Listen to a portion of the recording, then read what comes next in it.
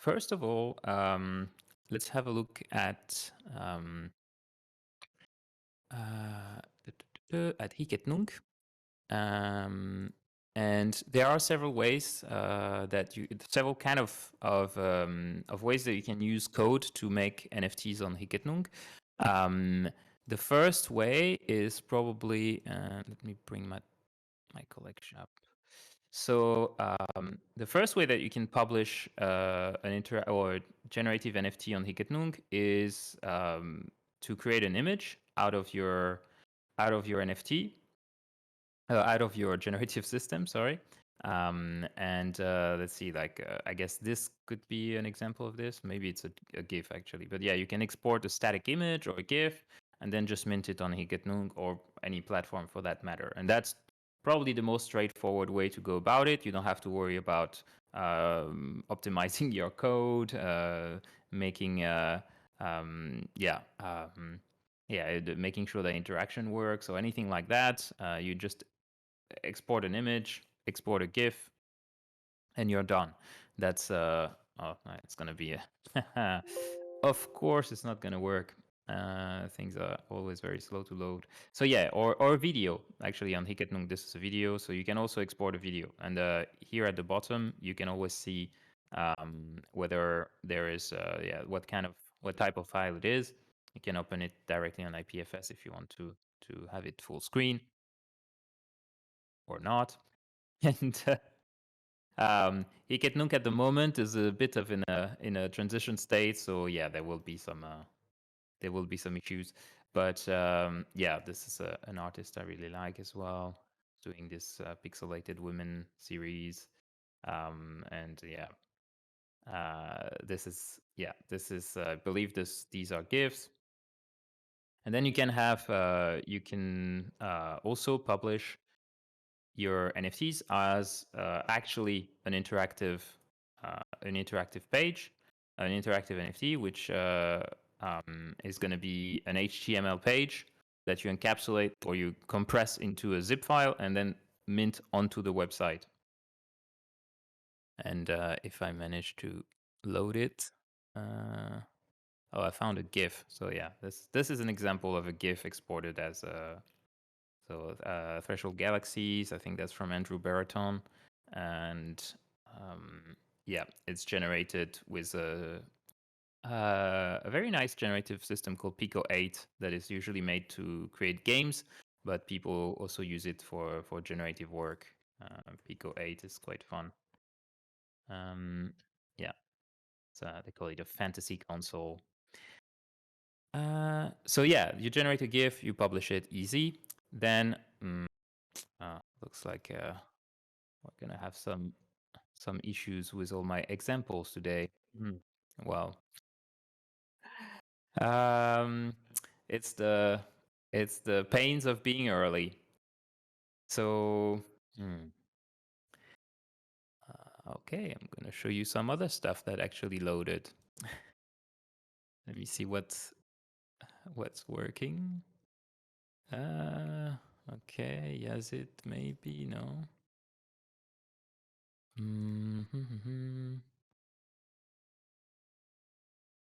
Okay.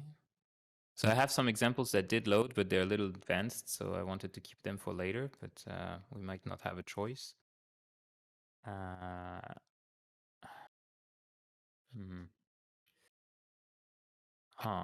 Okay. This one was a very nice one, if it loads.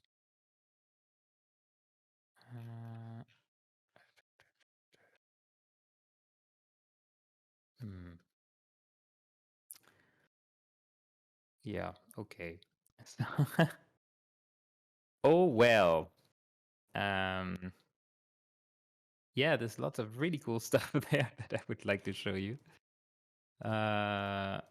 And I did try to load them in advance, but no. Okay, it's currently broken. Good. All right. Yeah, never mind. So,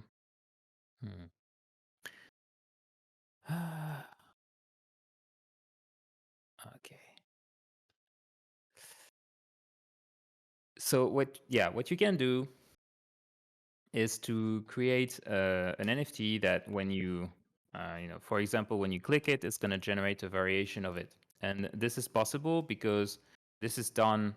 This is not just a GIF. This is not just a PNG file, an image, a static image. This is actually an HTML page. So it's like a mini website that you build, and then, as I said, you zip it and you mint it on Hikednunk. The file, as usual, is put on IPFS, and the metadata is on the blockchain. I assume I don't have to go into this because it's a bit beyond the scope of this class. But hopefully you've already seen that somewhere else. If you haven't, let me know. I can explain a little bit. But this, as I said, it's a little bit out of scope for what we're trying to cover here. So this is a piece by Andreas Rau. What's kind of fun about this one, and I also should turn off my flux so it doesn't look all yellow. I don't know if it looks this way for you, but for me it does. So yes. So what's special about this one is it's not just a generative NFT, but it's an artwork that you're only allowed to collect once. So if you collect more than one, it will collapse and it will just be, I think it becomes just a line, and you can't see anything. So I think there's one person who took a hit for the team and tried it. Django Bits there. Yeah, maybe more than one. No, most people actually followed the rule. No, everybody except Django Bits who tried it. And if we were to look into the source code for the page, you will see that inside of this, this is an iframes. That's to say it's like a little window that opens its own browser without any UI inside of another HTML page. And inside of there, we have our, we actually are displaying a sketch that is a P5.js sketch, I'm pretty sure. I could go and check it out. ContentScript.js may or may not be a P5.js sketch.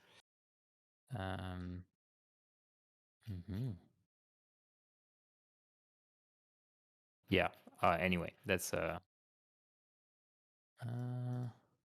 you go. No, actually, I'm not sure. Okay, a lot of stuff has changed with the switch from Hikednunk, from the old Hikednunk to Hikednunk.art, and I'm unfortunately a little bit I didn't expect it to look so different, but the main thing is that you can mint this, and also that you can get data from the blockchain through something called Higdex. That is the indexer for Hikednunk. It's actually a third-party tool. That's why it's still running fine. And Higdex has been created by somebody called Marching Square, who during the first hackathon, that was the hackathon of the Hikednunk community a few months ago, created. That is an indexer is a tool that lets you query data from a database. In this case, it's like the data from Hikednunk, which is stored on the Tezos blockchain, and do all sorts of things with it.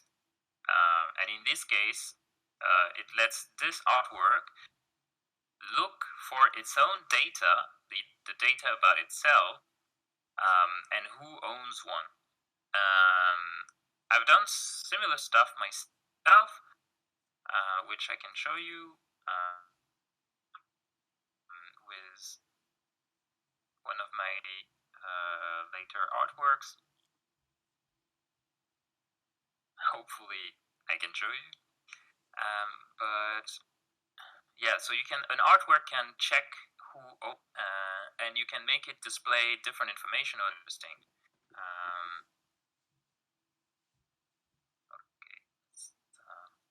can you actually hear me? Because it feels like it looks like my internet is slow, not just Hicketnunk.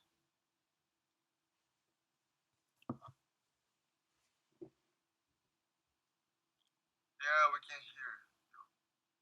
Okay, good. Okay. Okay, thanks, Darine, as well. Yeah. This is getting a little bit frustrating. I'm sorry for that.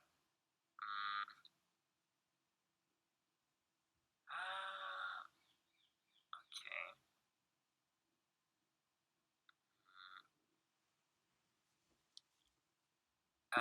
But yeah, that's something that is very very special about Hicketnunk. That you can make artworks that are not just interactive, but also are able to dialogue with other artworks. And for example, here we have Recursive Twins by Andreas Rau as well, which and let's see if I can actually show it. Which is actually a pair of artworks. One was unique. Yeah, one which was unique and one which was an edition of 1,000, I believe.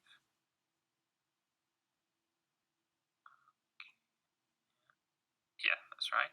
So, and they each load each other in a recursive loop. So if I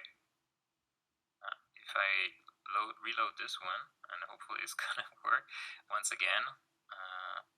It's struggling with the connection here. But yeah, so it's an artwork that loads. It's two artworks that load each other inside of each other recursively, and it's beautiful when you can actually see it.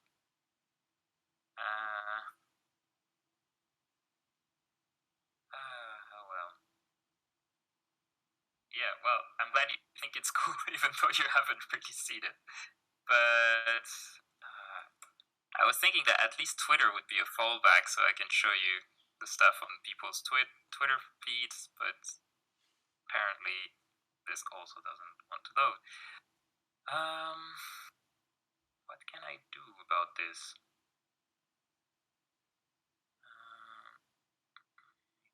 I can turn off my camera.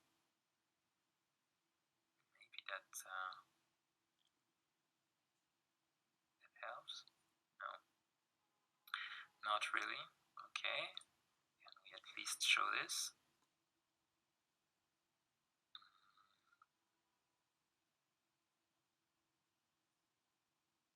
Yeah, if things are so terrible in terms of connection, I think the worst case scenario is I would have to restart my router because it's not usually that bad. I'm supposed to have a pretty fast connection, and I've never had that particular problem that everything is slow. Okay.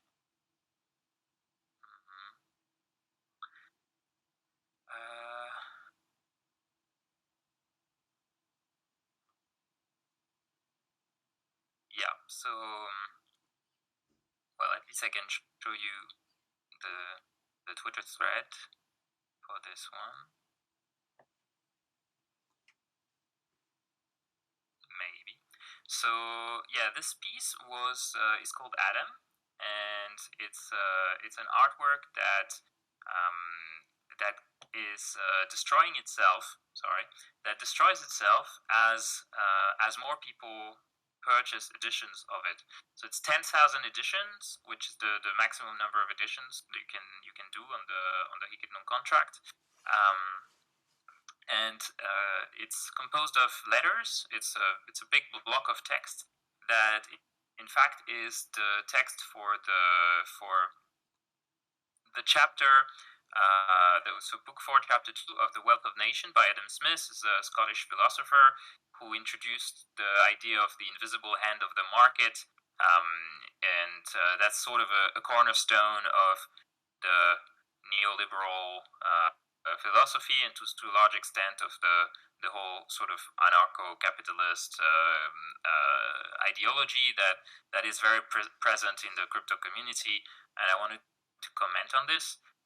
And so this piece is the piece that turns the ideology onto itself in a way to have it destroy itself. So the more editions get bought, the more of the letters get erased. And yeah, right now, I mean, the latest state was that the six of the lines have been erased. So it's also a time-based piece.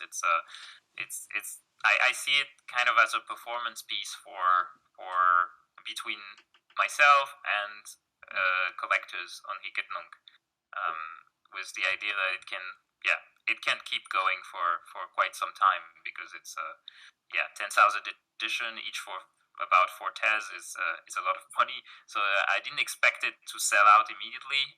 Far from it. It was the idea that it would last for a long time.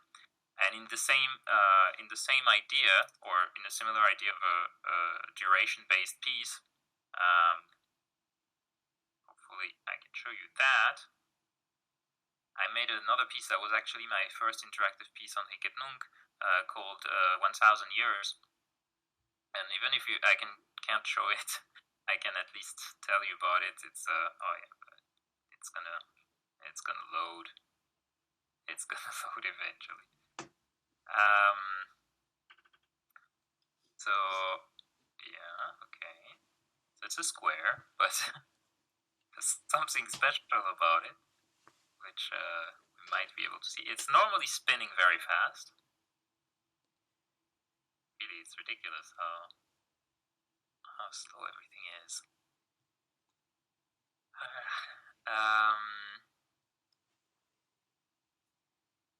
No, I've never seen that. Okay, you know what? I really apologize for this, but I can't really do this in that way.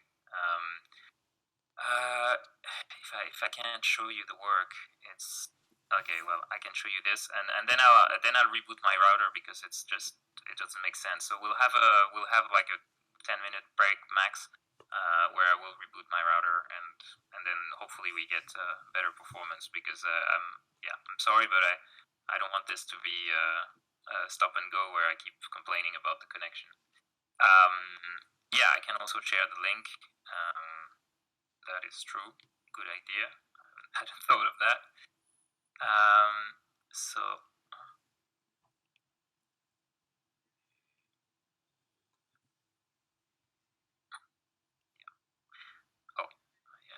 have to add HTTP.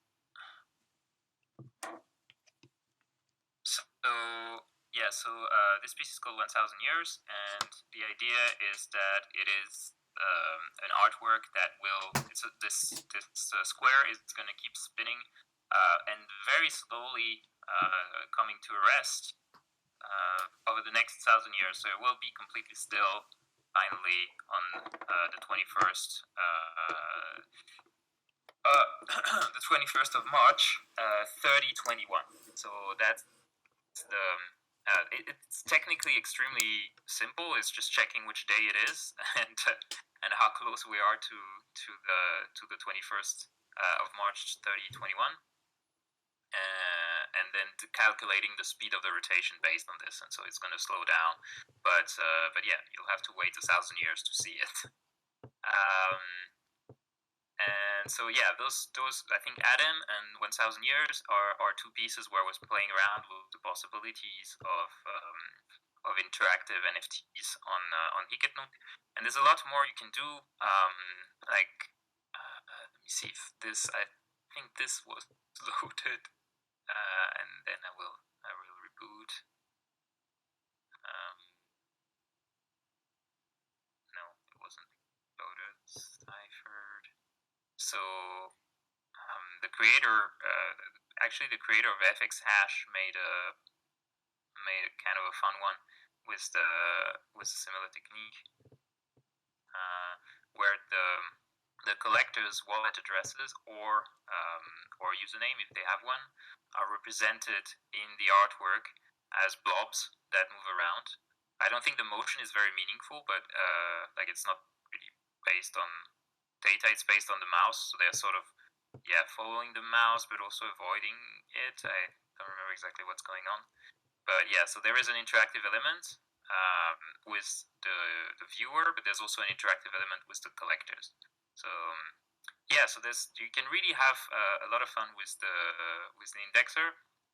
Keeping one thing in mind, that as soon as you start to have external resources that you query from inside your artwork, well, your artwork is not as future-proof in a way.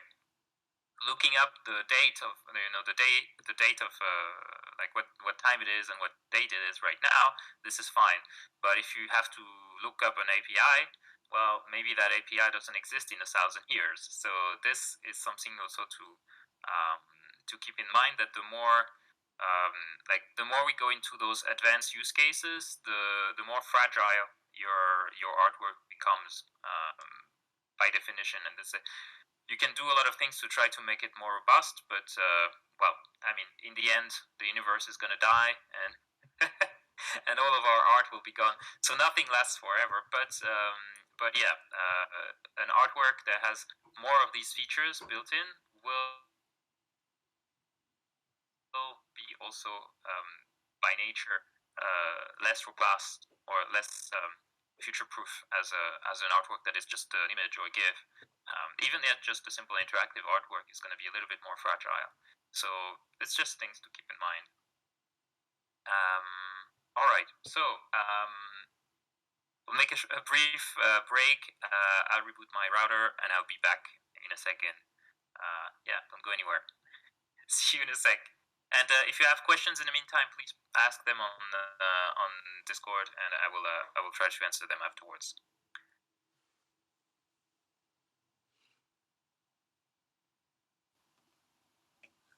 All right. Well, let's try it again.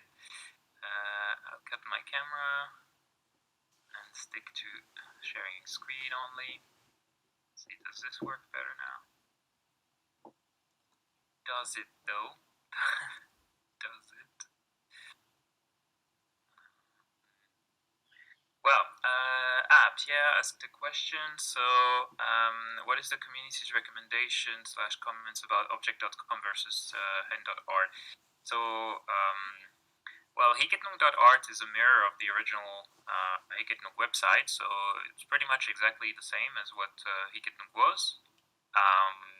And object.com, well, it's object.com. It hasn't changed either. So they do have their own contract now. And I realized that having the Hiketnung website not display anything, well, I'm telling you that is not making the greatest case for it. But so hectic none, yeah, the glitchy version. So yeah, I mean, there's a lot happened in the last week and a half in Hiketnung world. So I mean, I hope you've had some updates already. So I'm not gonna really get into that, but we have a community effort on the Hiketnung community. So if you go to Twitter and look up the Hen community Twitter account, hen_community, you will get updates about what's going on, and links to the Discord, and also the forum. So yeah, right now there's voting going on about the rebranding, renaming of the website, because the creator of Hiketnung has expressed his desire for the name to not be used. So the community effort to continue Hiketnung will have to find a new name, and we're working on this. And yeah, lots of work is going on to organize around the future of Hiketnung, and it's really exciting. So yeah, I recommend you go and check that out for yourself. There are some recaps on the Discord of what's been discussed, and yeah, you'll find everything you need there. So yeah, and an object is much more has a much more commercial approach, I would say. It also has features that the original Hiketnung doesn't have for now. like auctions, and it also lists it becoming more of an aggregator. So it's listing objects from various marketplaces, including FX Hash, and they have their own collections. Yeah, they're sort of going their own way and doing their own thing. So yeah, I'm gonna stay neutral there. There are like very strong feelings in in every direction, and I don't want to start debates here. But yeah, that's pretty much the situation as it is right now. Right. So yeah, okay. I think what I'm gonna do is I'm gonna show you the templates that that I prepared, and we're gonna look at that instead of trying to get this to run if it doesn't want to. And in the meantime, feel free to ask me any questions that you have. Doesn't look like my connection has gotten much better, unfortunately. Yeah, bad timing. Okay, so log in. So I'm using the P5 Edge for this. Just because I have those templates there. I also have the same templates on GitHub, and yeah, we're gonna have a look. We're gonna have a look at the templates if we can. Oh boy. I mean, I guess the other fallback would be to use my mobile connection, but all right. So open collections, and those templates I'm going to show you, they are available. You can follow directly on there if you want. So let me send you the link if you want to check them out for yourself. So I don't remember how far we got last time and whether I had time to get into this. I think we didn't really get into the Higetnung templates themselves. Let me know if I'm wrong. But what we definitely didn't look at is I think, at least not in detail, is the Higdex template. But yeah, the basics for minting and interactive, there's really not much to it. It's about having, just having a regular HTML file with your JavaScript sketch from P5, some basic styling, like with CSS. A thumbnail I cannot show you because it doesn't show thumbnails here. That is going to be the file that will be shown on the feed on Higetnung. I have to include the P5 JavaScript library inside of the project because one of the things about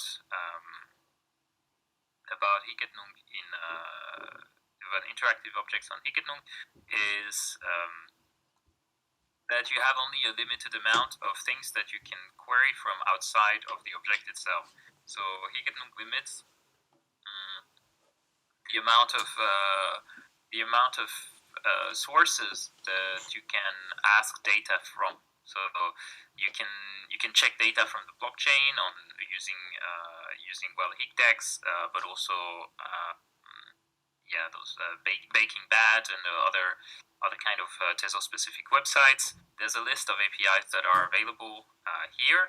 So yeah, IPFS, you can look into PFS, Cloudflare, PFS, a bunch of various IPFS providers, Pinata as well, and a bunch of other things like Wikidata. Though I haven't really gotten into how this works. You can get any kind of real world data from Wikidata. It's basically the Wikipedia of data. So there's everything there. So you want, like, I don't know, to make an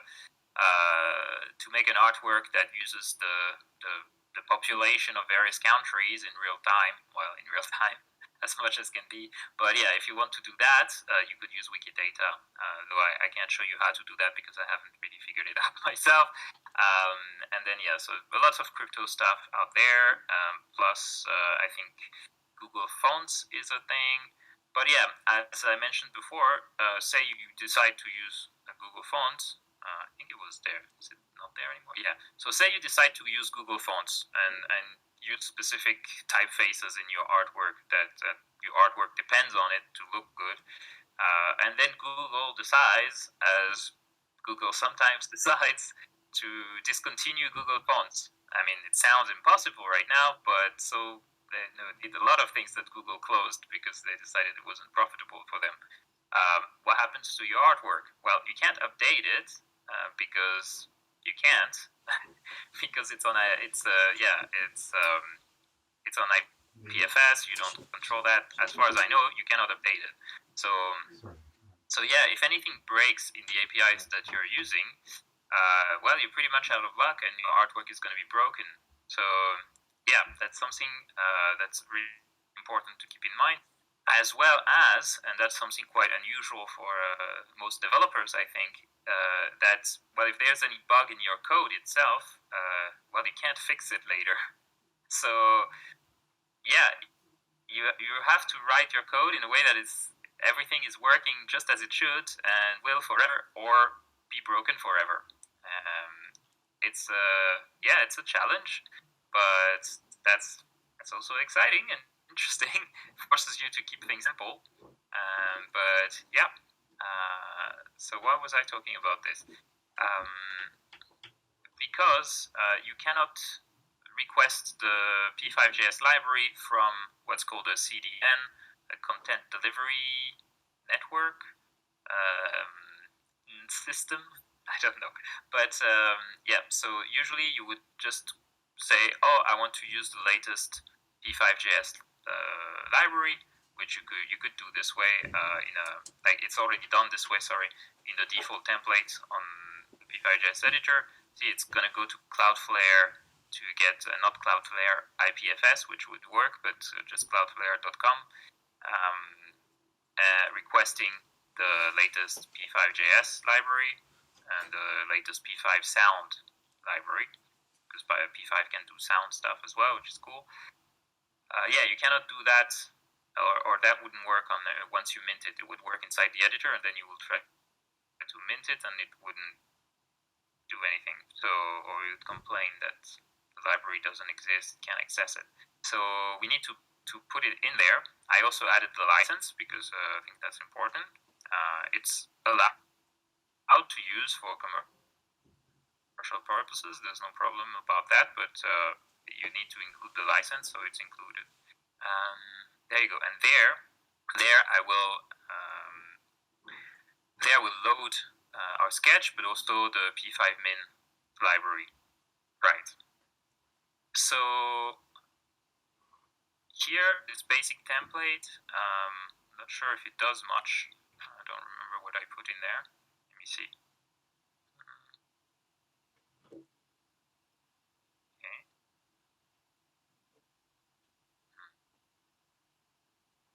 Oh, well, yeah, there you go. So here, when I run it, we see two things. First, we have our sketch running in there. Nothing very fancy. It's a circle going up and down, growing and shrinking. It's a circle, and the size is defined by a sine wave, and it gets as big as the canvas it's in. What we also see here is in the console we get some information. NFT created by, and says null. NFT viewed by null, object ID null. Why is that? That is because these values are going to be provided when we run the artwork on Higetnung itself.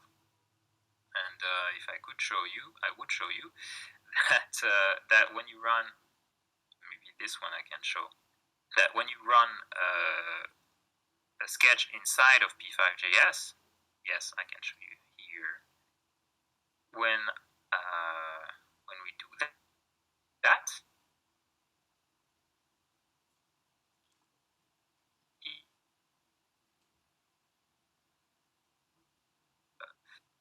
is loading the file from IPFS as an HTML embed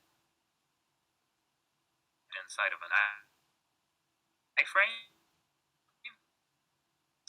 what I described before. So a little window inside of a web page, inside of the Hiketnung web page in this case, that displays another page. So it's like an inception of an HTML page.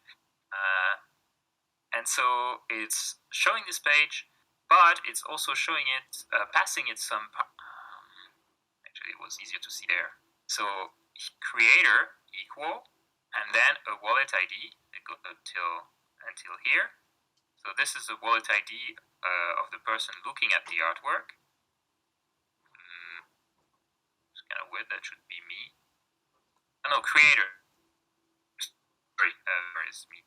So yeah, so the wallet ID of Andres Charles.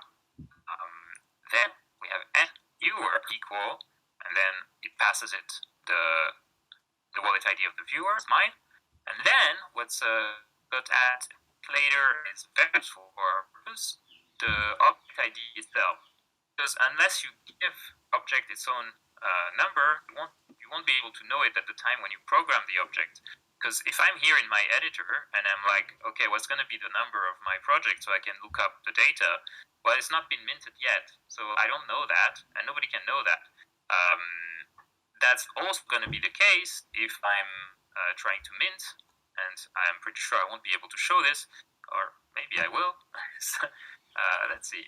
So they say I want to mint this thing.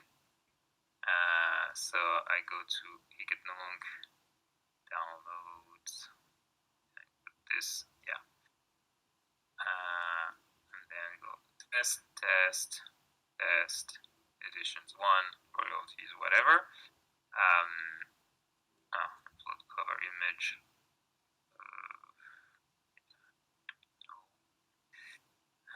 Whatever you want, let's say this one. And I do preview. Here in the preview, yeah, there you go.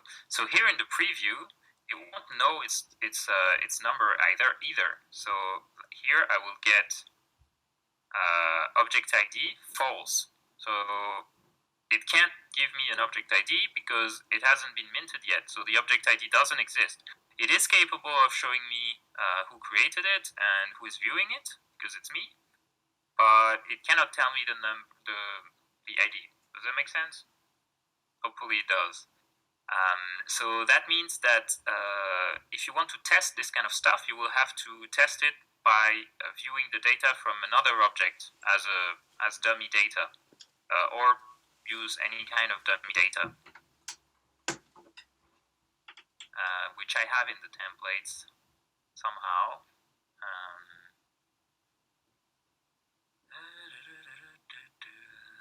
But maybe not in the basic template, so let's have a look at the other ones. Use a data template.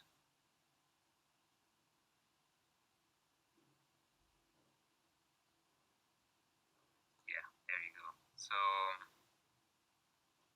here we have viewer data equal viewer, and the way that we get this data from the URL is by using this, and this is built in to the template. You don't really have to know that, but it's still interesting.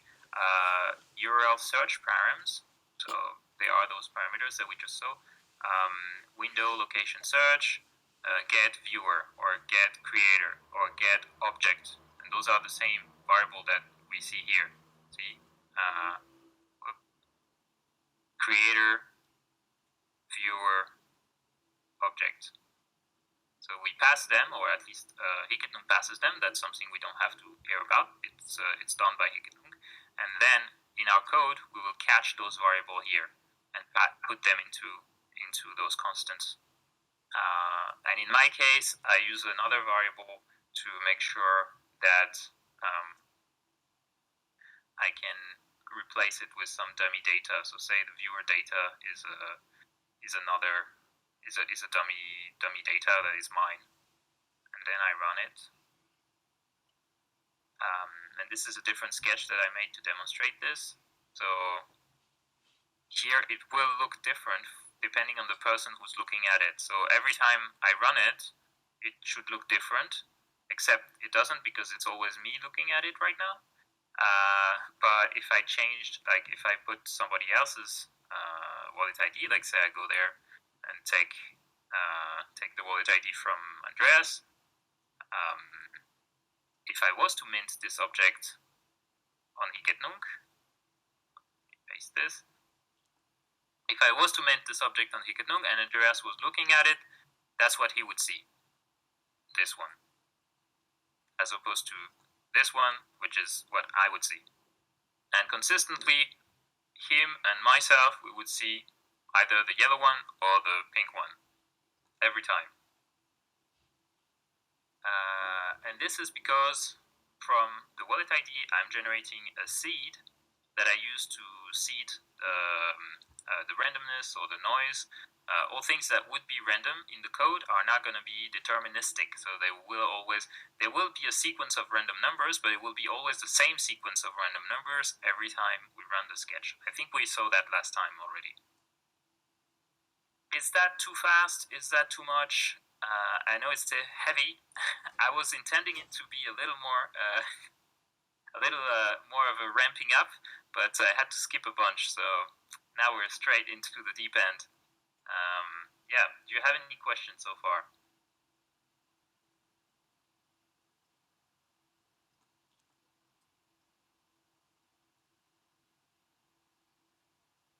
Anybody? Yes, Raphael, I really learned so much listening to you, and I really love this concept of generative art. I have not tried yet, and I'm probably going to think about it, learn more. I have a question about the duration of a generative art piece. So I love your square that is rotating slowly and will stop after 1,000 years. I think it's absolutely cool. Is the technology used a future proof, like in 5,000 years when we'll have completely new technology? Do you have a reasonable way of knowing that what we're doing now will be able to survive the different technology that will appear in the future? How is this future proof? I love that question because that's precisely the question that the piece is asking. That's an amazing question, but it's less of a technical question and more of a philosophical question. I don't think we can know what the world is going to be like in 1,000 years. Say like, and even less so 5,000.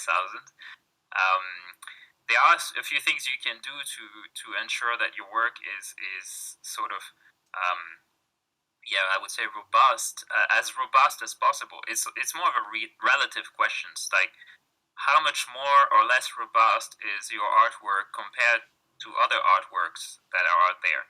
So as I mentioned, like a PNG or a GIF, there are 5 formats. They are pretty well defined and very used everywhere.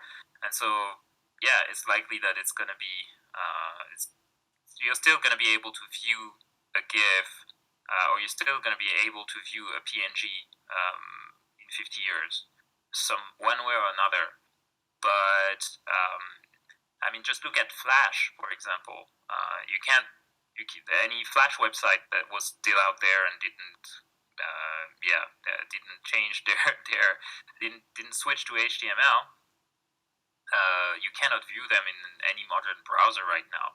You can still run them inside of some kind of Flash emulator, or get an old browser, or get a virtual machine that still has Flash and the old browsers to run those things. But besides that, it gets more involved. But that's always going to be the case. I think conservation of digital art is a really under research topic. There are some resources out there that talk about this. A classic reference resource for this is an article by Raphaël de Courville.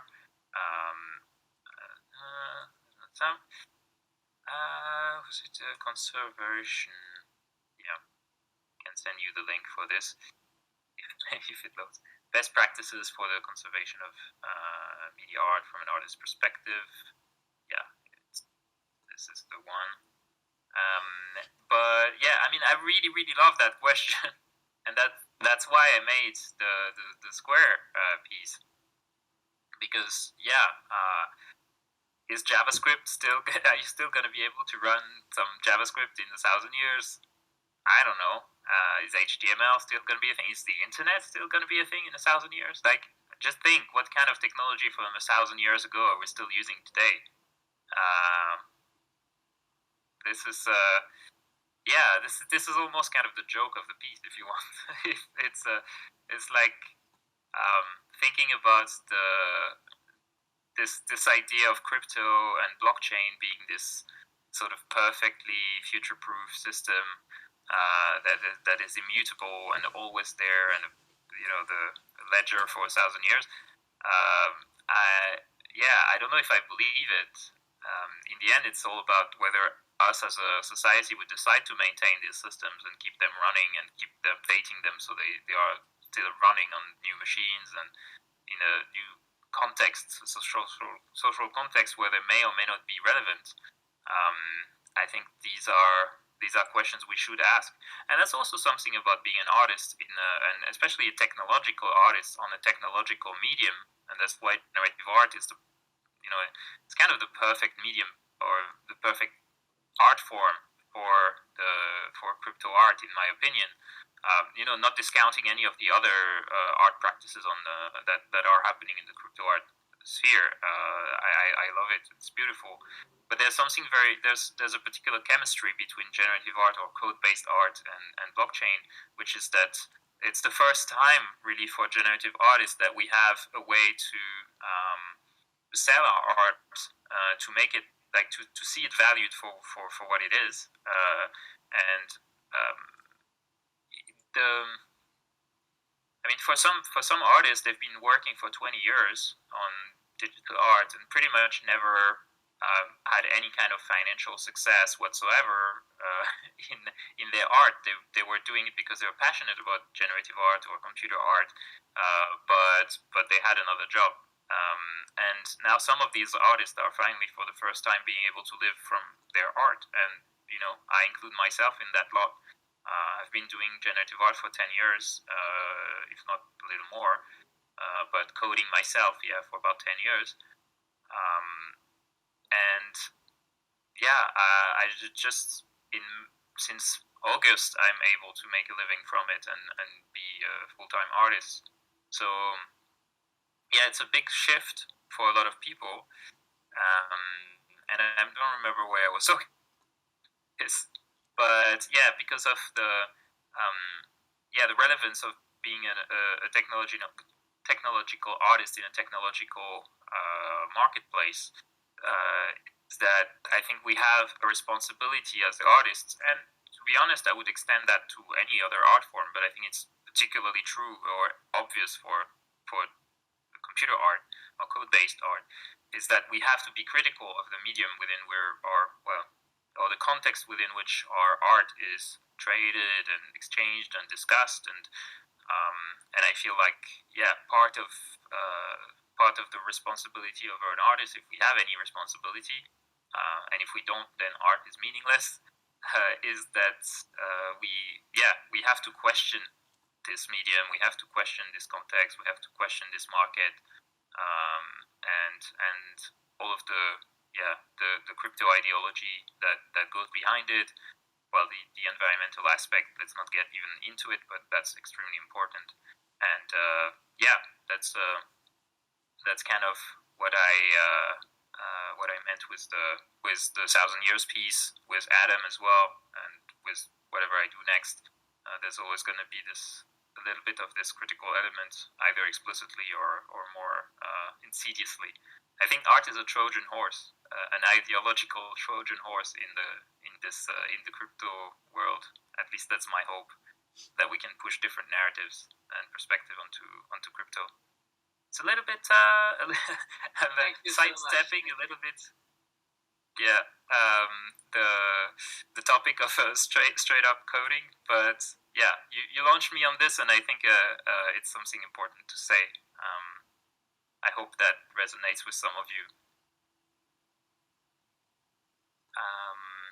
Okay, to land back onto more prosaic matters. So here, seeding, noise, seeding, randomness based on user data that we get from Hikednung. And the next thing, if I open, fine with leaving.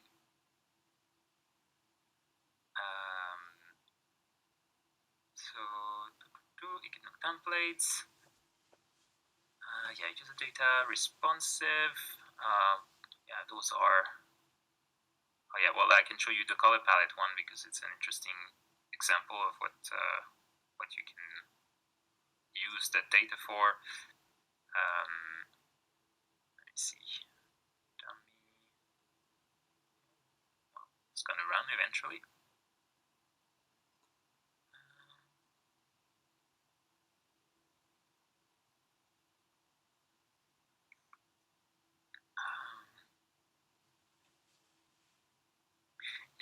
I keep thinking about how can we know what the world is gonna be like in 5,000 years? Imagine asking that 3 years ago, and then lockdown happens, and then and then NFTs happen. No, you can't know. You can't know anything. Is it running?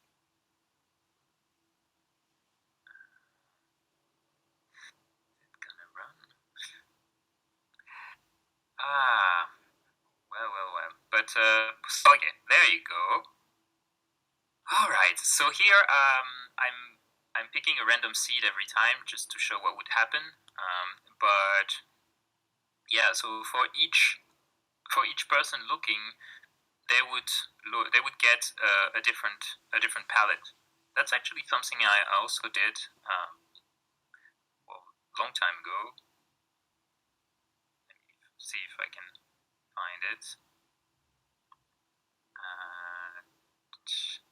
For that piece.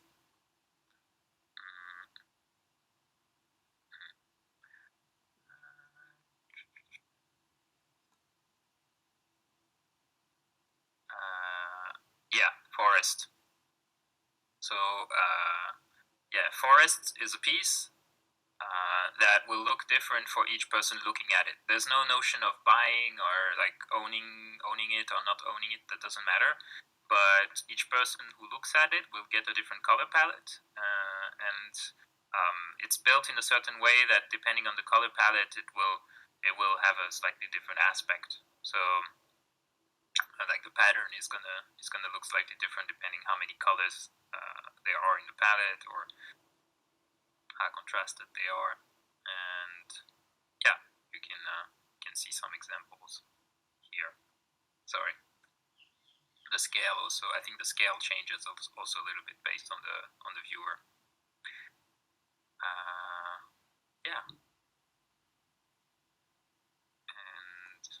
And this was another one in the same series, but it was just, I think you just click to change the color. In this case, it's not related to the viewer.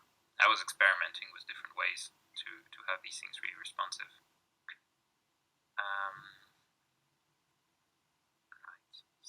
So here, this is a similar system, and if we decided to have, right now I'm just giving it a random viewer, but viewer data dummy. So if I use the dummy data instead and run it, now it's going to be always the same one, which is this. And also the randomness of the dots, like where they appear. You can see, if I run it, they are exactly in the same position every time. And this is very similar to the way that it works on FX hash, by the way, where randomness is controlled. It has to be.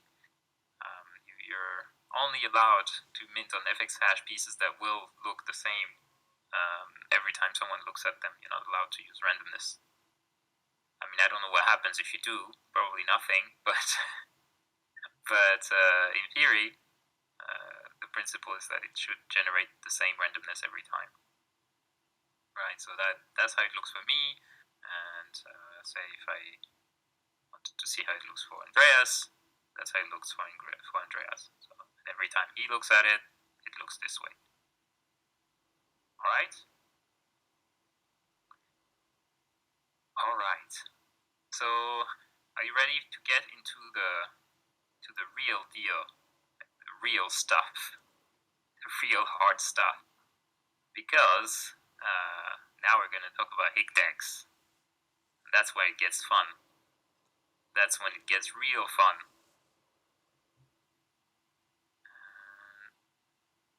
The HICDEX template. I think I have a more recent version of this somehow, somewhere. Do I really want to try that?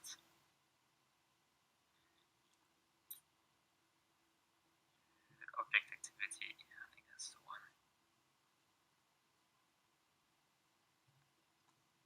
Okay. Yeah, that's the one. So this is a more recent version of the same template, which is a little better because it doesn't require to change anything when you want to mint. Come on.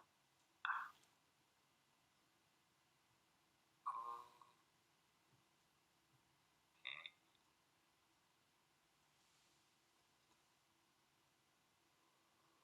Let's try. Okay, yes. Good. Okay, so here we're going to use HICDEX. HICDEX, as I mentioned before, is an indexer that is it's making it easy to get data very quickly from the blockchain, and in particular in this case from the Tezos blockchain, and more specifically the data from Hicketnung trading, like objects and their trading information. We can go and see how it works. Let me see, GraphQL in the Explorer. But first, we're gonna look at how you can query an object and get information about it. So, say I want to see what happened on.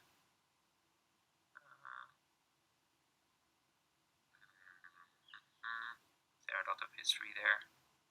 Yeah. So let's say this. Let's say Adam. Let's have a look at Adam. Too many things open at the same time.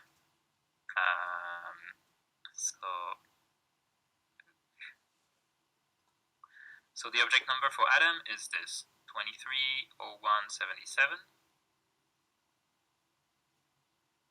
I'm going to enter this here in the website, the HICDEX website, and there I see immediately it gets the timestamp of when it was minted, I suppose.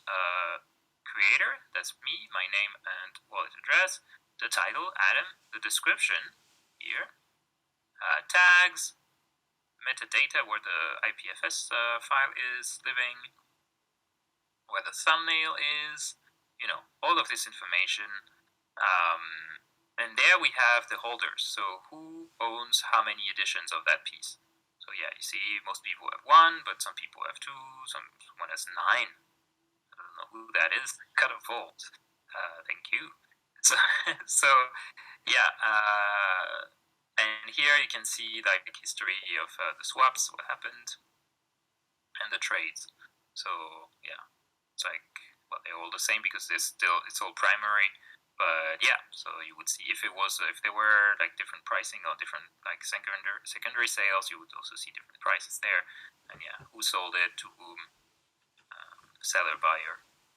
So all of this information you can see from that website, which is cool, but also not very useful for us in the case where we want to get it inside of our object itself. For this we need to use the Explorer, which lets us zoom in a little bit so we see what's going on. Which lets us build a query, which is essentially a question we're asking. We're asking who made this token? Like, who made the token by this number? How many people voted? What are their wallet addresses? How many editions do they own? All these questions. And I mean, you can ask all of the questions at once, which is which is what I did in the original template. Let me see if I. Oh wait, where did I go with this? There. So well, no, it's not. But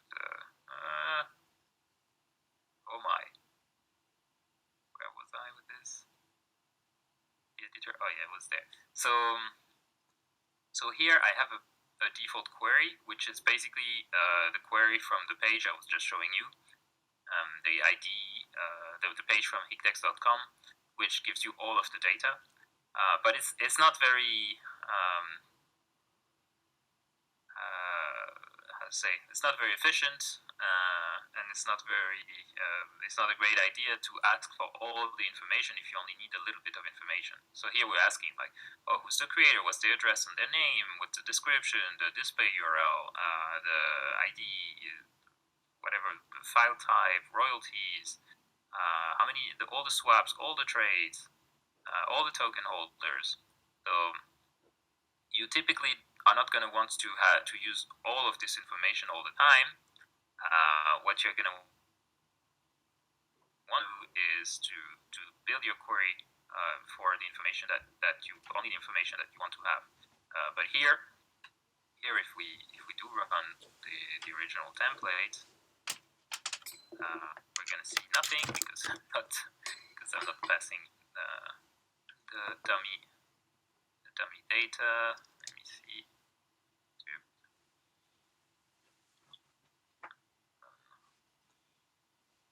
And dummy object as well. Yeah, there you go.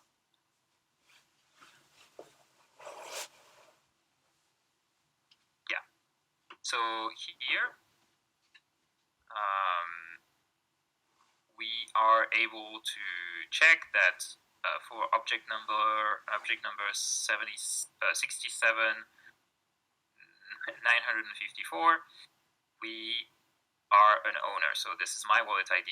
This is, I don't even know what object, but apparently I own it. So, well, good for me, I guess. I could check. What is this one?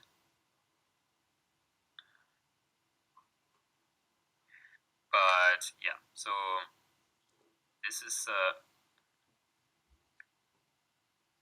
it. Let me see. I want to show the data.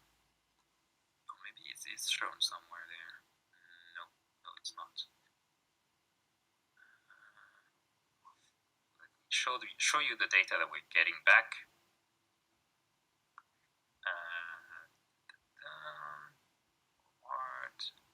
Check viewer is owner, query, result.json. Yeah, so let's say, no, that's not.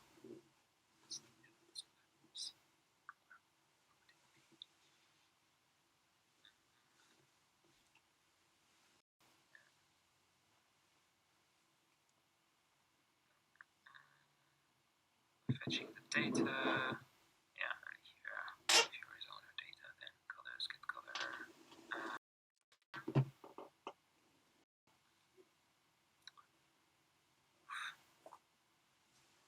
Check viewer is owner. Yeah, that would be the place I would check it. Console.log, so I'm going to print it out. Data. Okay. Let's print out the data. Yes. So here you see we're getting all of this data. It's nicely organized.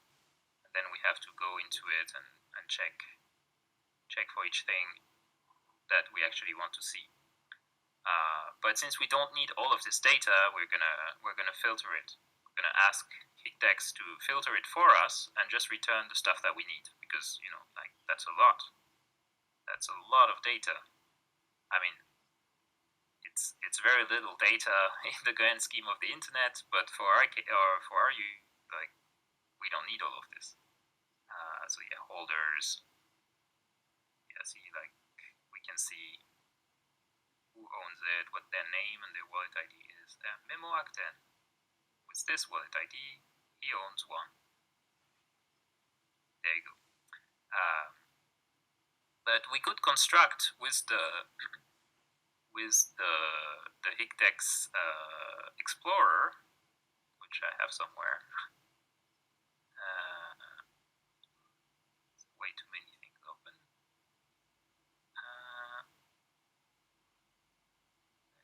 Close this.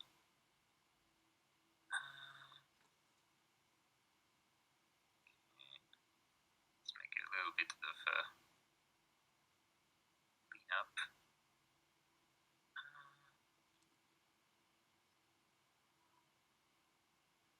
That. What's this? And Higdex Explorer. We're gonna reopen it because I can't find it. Okay, so yeah, here we could construct a query, so a question to Higdex that would be just is Memo Acten an owner of that token, for example? And it would answer us yes or no, or a number. How many objects does Memo Acten hold? And we could build something like this. I'm not sure I would remember exactly how to do it. I would need to spend a little time to build that query. But yeah, here we could say like, okay, so which one of these is it? Token holder. So token holder, token ID, no. Yeah, holder. Where ID equals, and there this. So, and see, it's building the query for us. So where ID is equal to this.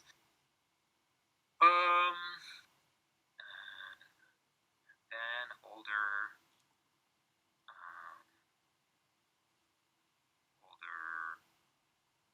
Where are we? Holder where. Can I filter this again? Well, let's try that. See what happens. Validation failed. Oh. Okay. I did something wrong.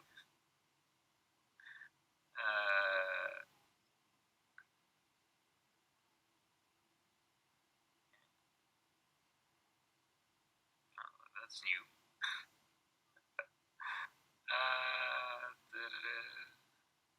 So supposedly the Explorer makes it that invalid syntax for big int data exception.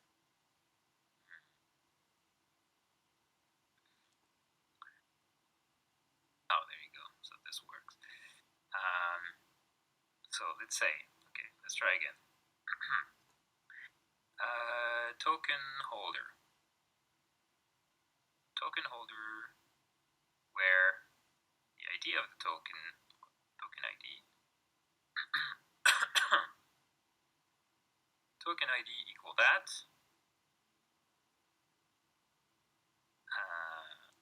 And then we want the holder's address. Yeah, there you go. Now we have the holder addresses of all of the people who own one of this token. And then I could say I also want their name. So address and name. Click, now name. We have the names. Some of them don't have name, they're anonymous, they just have a wallet ID.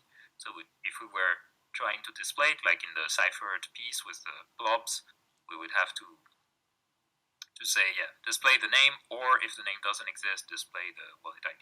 That would be something we would have to do ourselves. And yeah.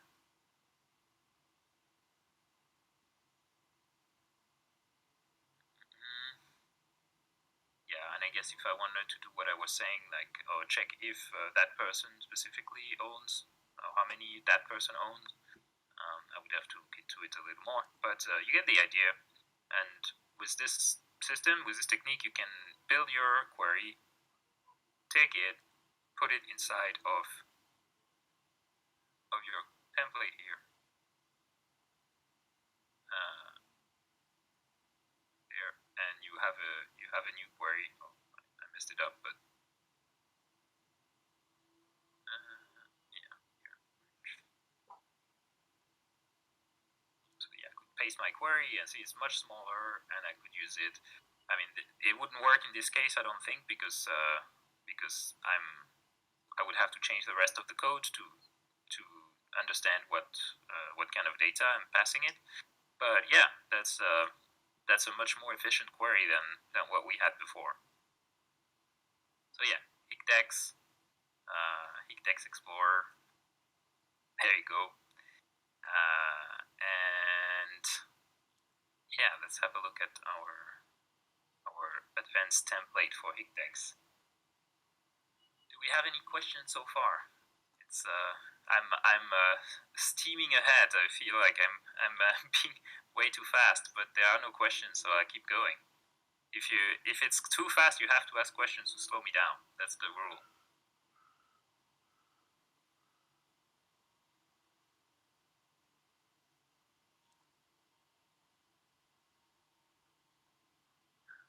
But there are no questions, so it's just the right speed, right? Okay. So, we do have see some typing. We do have a question coming up. Oh, good. Okay. Awesome. Wow. Everybody is already so advanced. Good. Let's let's go faster then. All right. So.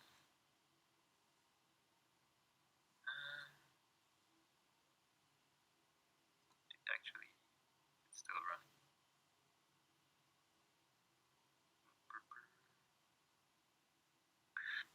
Okay. Open it.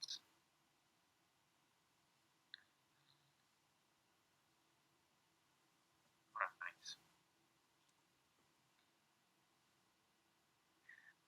So yeah, this is a new version of the template. What's great about this one is that the variables, the default variables.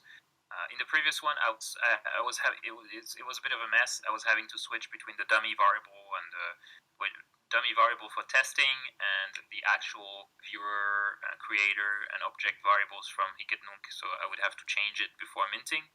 This one is cool because you don't have to change before minting. You can just check if you're running locally, and then in this case it would use the dummy data. So I have this variable that's called isLocal that checks if it's running locally. I could also call it is testing, is debug, because it could also be the P5 editor there. But yeah, I can put all of the domain names, the domains that would only be for testing, and then anything else would actually be looking for those parameters. So here is there's the preview is another preview is another thing. But yeah, essentially all you have to know about this template is that it's handling all the cases, whether a viewer is unsynced. So if they are looking at your object but they haven't synced their wallet, that's also a special corner case.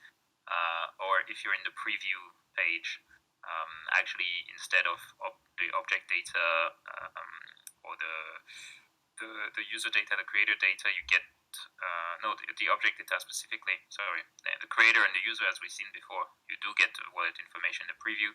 But for the object data, because it hasn't been minted yet, you get false. So here we're simulating this if we want to try the preview mode, which is params get preview. Oh yeah, we can do it.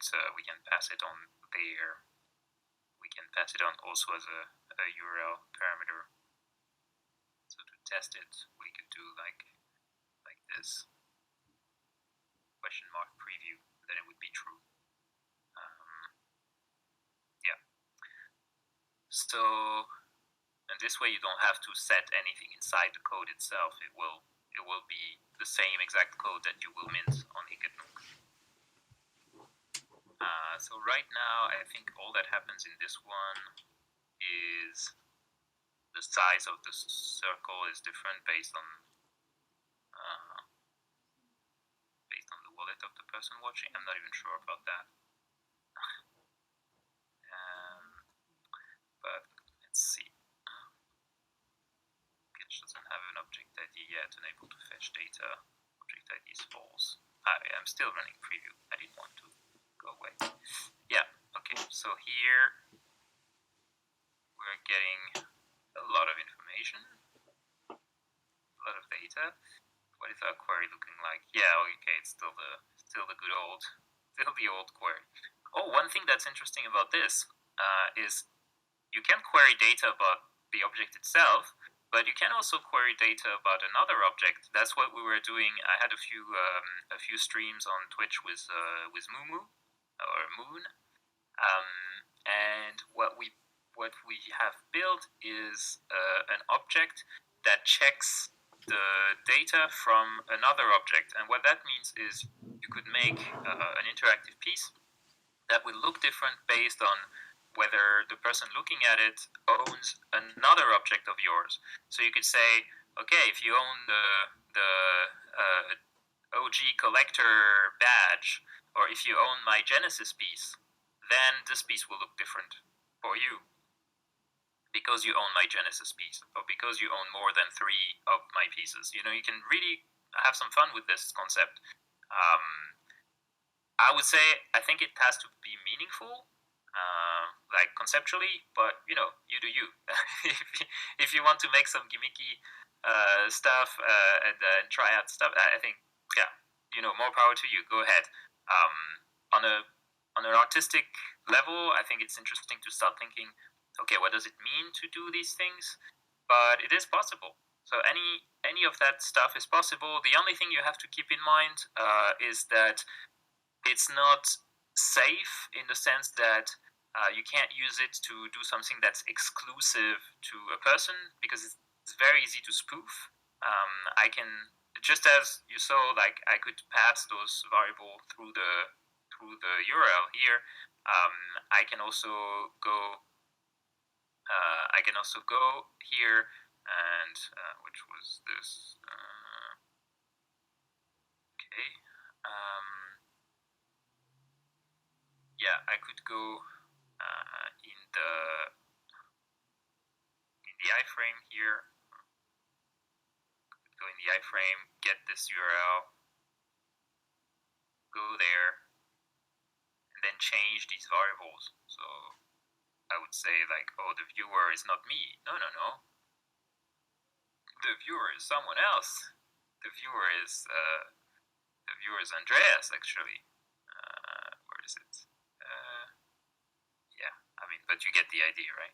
So yeah, I can paste somebody else's wallet address, and now I'm them. So, you know, you can't make unlockable content, for example, with this. I mean, you can, but it's not going to be. It's going to work for most cases, but if you make it for something really critical, it's going to be very, very easy to circumvent as a system. So keep that in mind. But besides that, you can really have fun, experiment with different things, and it's more of a playful thing than a safety thing. Like the piece from Andreas that collapses if you buy more than one. You could always view it as it would if you only owned one, because you could fake it. You could pass it the object number of an object where you only own one, for example. So yeah. Okay, so that was all about Hicketnook.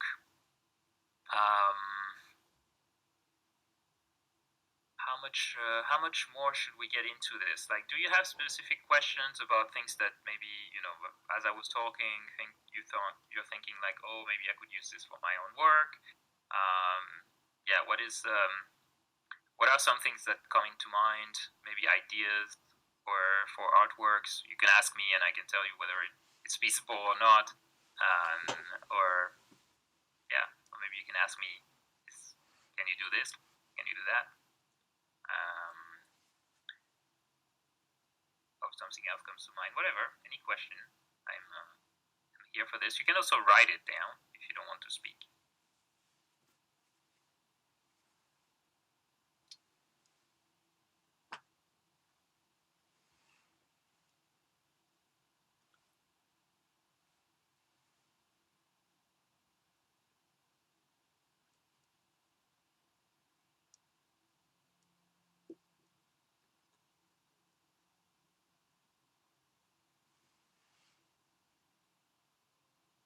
See some questions coming up.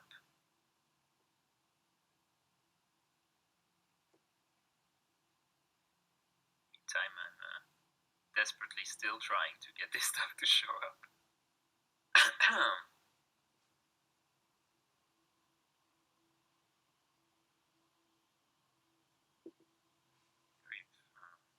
Another mirror would work better.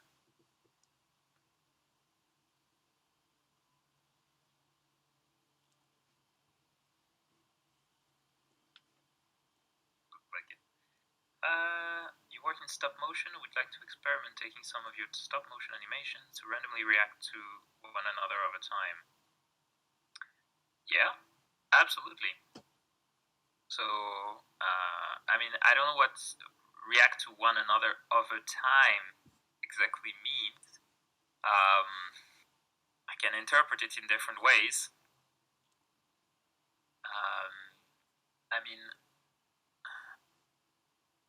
they could change over time in the sense that, you know, you could say that in January it's going to be this animation, and in February it's going to start looking different, and in March, or you know, you can make it more granular than that. Another thing is, like, if you mean like being literally interactive with each other, there have been examples of this. There's something called WebSockets that is that enables you to connect things. WebSocket that enable you to create real-time communication between two pages on different browsers and different machines. And I know people have used it to make artworks that when two people look at it at the same time, then they can interact with each other. So you could have you could make a chat room, or that's a boring use case, but you could make something that the more people are looking at it at the same time, the more interesting it looks. This is a little bit it's a bit of a different it's a bit out of scope for what we're talking about today, but it's feasible. Yeah, I don't know. There are many ways to interpret your question, so I'm not sure which one you meant. Hyperacon says, how are those interconnected mints done? I've seen some multiplayer games, don't remember by who. Oh yeah, so well, but that's the answer.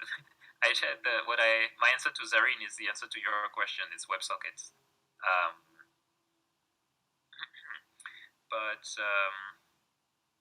yeah, what did I mean to say? Yeah, for those like this motion graphic, stop motion animation, and connected mints. There's one example I really like, if I can show it. Yellow. Yeah, so he has this collection called Rooms,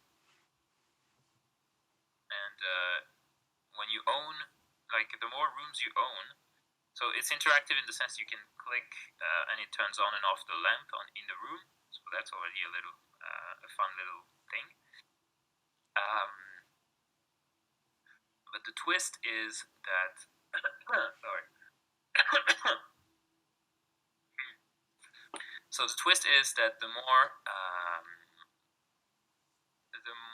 of these pieces you own, the more objects appear in each of the rooms. So if you own the bedroom and the desk and the office, then in the office you will have game controller or something that will appear. So that's I think this one is a fun one in the way that it is generative, it is interactive, but it doesn't look like your typical generative piece of art. That's also something I want to imprint on you, is that generative art doesn't have to look like a generative art. Interactive art doesn't have to behave like interactive art or like a game. And you can use these techniques for any type or style of artwork. I think very very often we tend to attach one type of technology or one type of technique to a certain type of aesthetic and a certain type of look.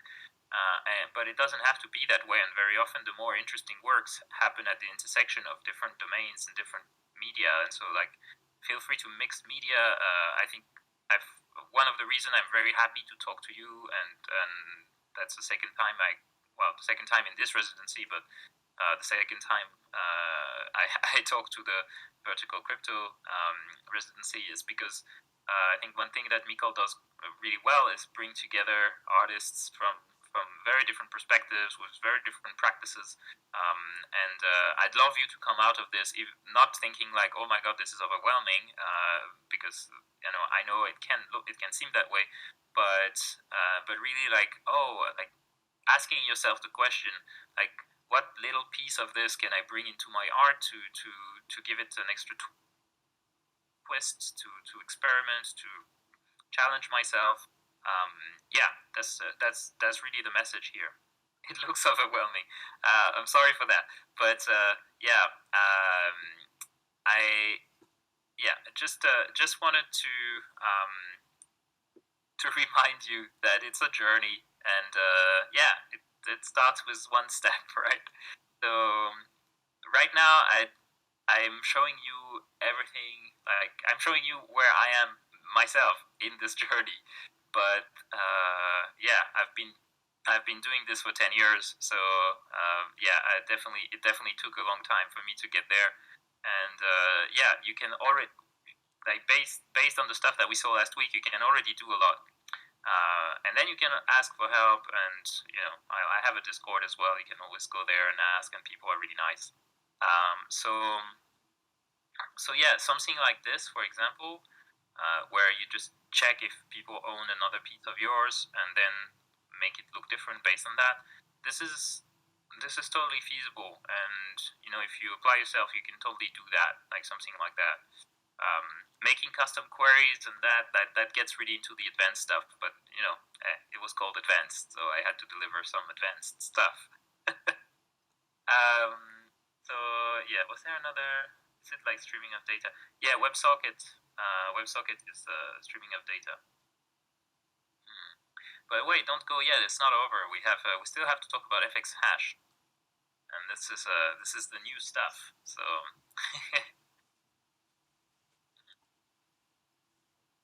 just making a little parenthesis here. A little halt, so all the brains can sort of cool down. You just made a piece for FX hash. Nice. Yeah, post the link. I want to see it. Yeah. Any other questions? Are these technically algorithms? What do you mean by these? Are you talking about something specific? I mean, algorithms. Yeah. Oh, nice. Okay. Oh, video synthesis. That's pretty nice. Let me check that. Oh wait, I copied the link to the message, not the link. Copy link. Using interactive code. I mean, what is the I'm not a computer scientist. I don't even know what technically the definition of an algorithm is. It's like a line of code, really, an algorithm, I think. So yeah.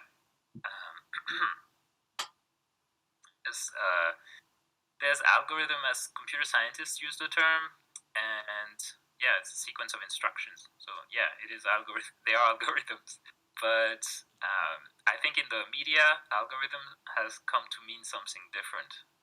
So it's slightly shifted meaning in the like as a term. It's become more ominous.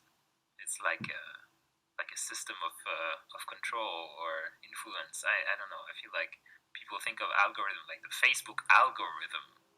They don't have one algorithm. They have tons of algorithms.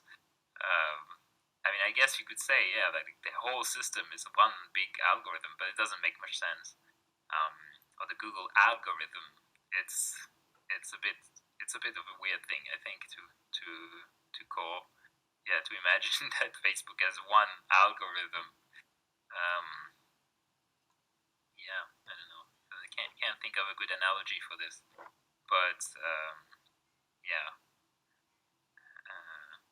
Maybe it's like asking if a chef has an ingredient. It's like, yeah, you have tons of ingredients. You make dishes with it, and you have a menu. But yeah, it's like somehow the word algorithm has become the all-encompassing thing. So yeah, okay, that's nice. So what did you use for this?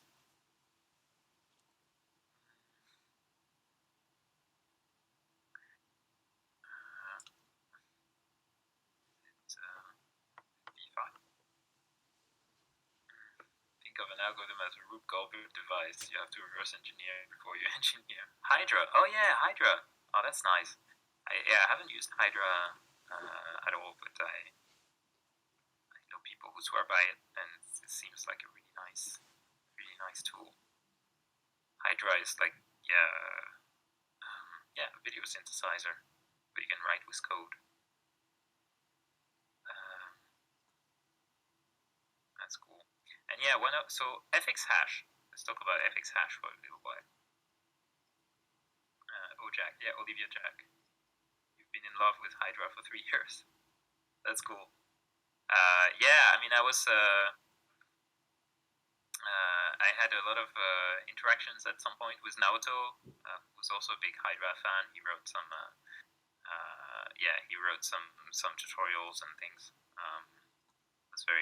He is or was very active in the Hydra scene. So yeah, I hope he's fine. I haven't seen or heard from him in a long while. But yeah, so I've seen a lot of Hydra, but I haven't gotten around to trying it out. Yeah, Naoto is great. So yeah, what is FX hash? So FX hash is an open platform to create and collect generative NFTs. So if you've heard of art blocks, FX hash is sort of similar to art blocks. I haven't used art blocks, so I can't speak of all the features and what it does. I believe art blocks are like the code is on chain. Might be wrong on that. I'm not sure. In the case of FX hash, the code is not on chain. It's in IPFS, just like on Higetnung. But one critical difference between FX hash and Higetnung when it comes to those interactive NFTs, and FX hash does only HTML interactive NFT. So you can't. Well, I guess you could publish a PNG or a GIF or something, but it wouldn't make much sense. You would have to wrap it inside an HTML file and then make it a 1.1 edition. I mean, you can do it technically. There's nothing stopping you, but it's a little bit, yeah, it's not what the platform is for. So to mint on FX hash, to create work on FX hash, you need to know how to code to really take advantage of the platform. And the way that it works is you can create a work that is going to be minted by the collectors. So if I look at my own collection, so a few days ago I minted this collection, and people have been collecting editions of it. And every time somebody collects an edition, it will generate a new piece based on your generative algorithm, which is going to look different.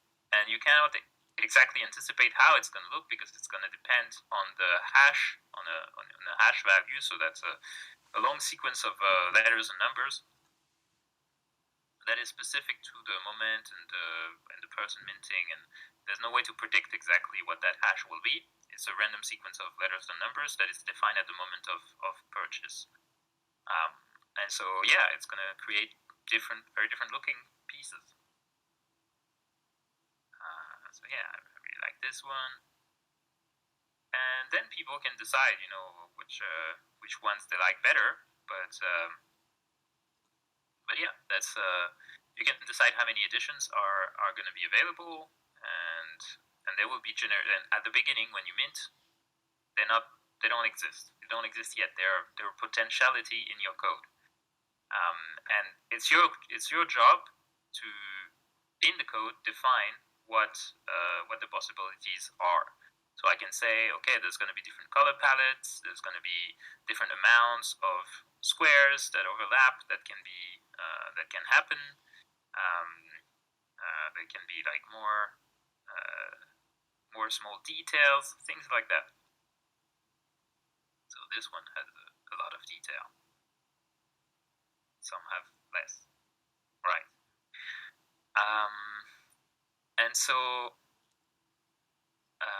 yeah, so here on fx hash, the one critical difference with Hic-et-Nunc, I was going to say, is that it doesn't allow you to use external data at all. So you cannot use the indexer. You cannot do this stuff where it checks if it's owned by a certain person or not. That's not in there, not yet. I've been advocating for it, but I understand the logic that he wants it to be robust, precisely what we were talking about before.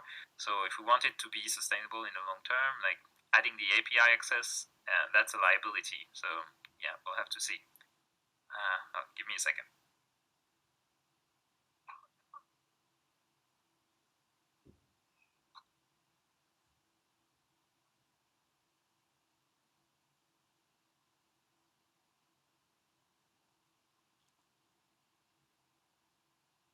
Okay. My throat is getting hoarse after speaking for 2 hours almost. So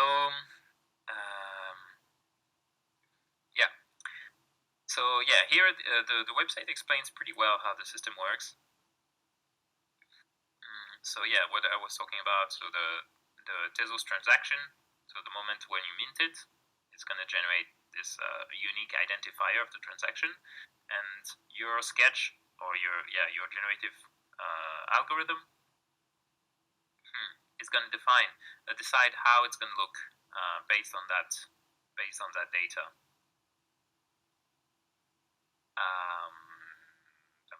IPFS. And what's kind of cool is also that fx hash provides you with a couple functions to generate randomness. So you get the hash in question, but you also, there's one function for now that generates random numbers, and these random numbers are going to be always the same for a given hash in the sequence of random numbers that is the same. And you need to use it instead of any kind of random call. So this is very important. You can use one of those to generate a seed for your noise, for your randomness in P5, for example. You could use one at the beginning and then keep your code as it is, or you could replace all the calls to random or math random by fxrand. Right, and then there's features. So features are kind of cool. I haven't used them myself, but you can. And the way that it works, features. The way that features work is, let me see if I can. Did you use any feature? No, you didn't. I struggled the last time to find ones that had features, because because it takes a little more work to understand and to add them. No features there.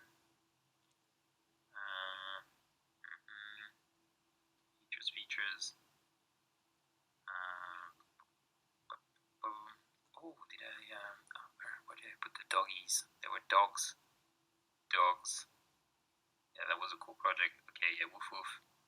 So do they have features? The woof woofs. Yes, they do. Okay. So this is a fun. This is a fun one. This is a fun project because, yeah, as I said, generative doesn't have to look generative, and this certainly doesn't. So, yeah, it's a collection of dogs, and they have different bodies, different colors, different faces, different ears, nose. So, yeah, it's a bit like a PFP project, like a profile picture project, but it also doesn't look like a profile picture project. So yeah, I really like it. You definitely have a strong style of the illustrator who made them. I'd like to see more variation of bodies and heads, but maybe it was a first experiment, and they will make more variation in the future. But yeah, and hats. They also have hats. So yeah, you can look at one, and you will see what type of eyes it has. This one has up to something eyes. So yeah, clearly you can tell. Up to something. Personality, looking for trouble. So I don't know. Oh, maybe that's the neck. Maybe the necklace, the color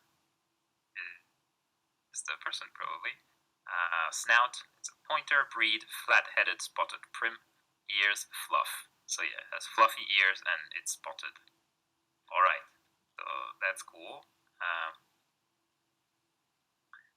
And we could look at another one, and you'll see that it will have different features. So, and these features are something you can define yourself. You can give the names that you want. You can use you can make them. You can decide the rarity of them.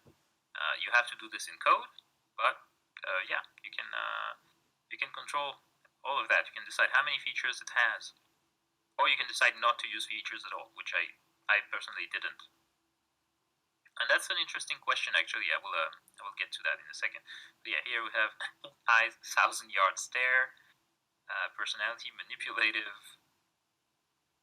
Oh, is the heart manipulative? Or maybe the personality is something else, but I think it is the snout, blushing wobbler, breed, egg-headed rump, ears alert.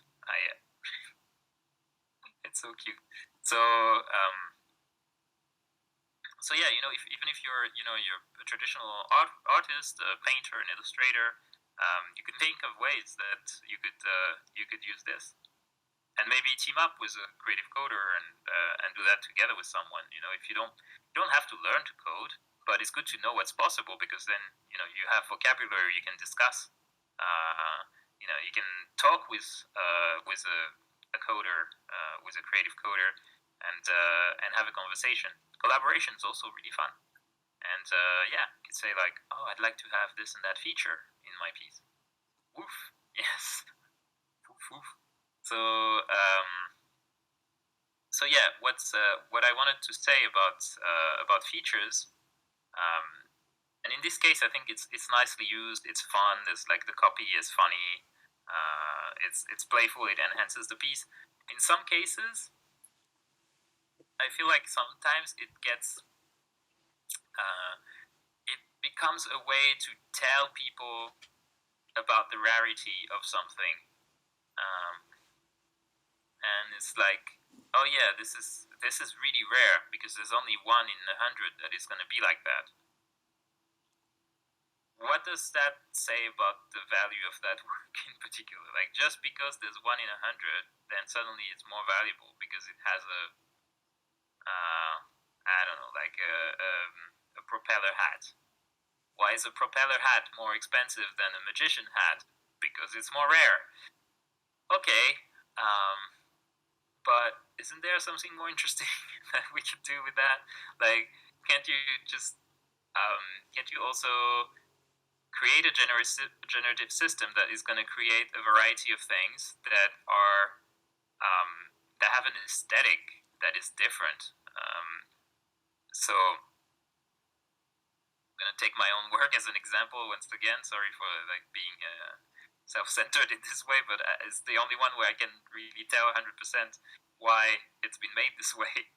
I know the intention of the artist for sure. So, well, for sure, like I'm 90% sure I know what the artists were thinking. So, yeah, if you, I personally find that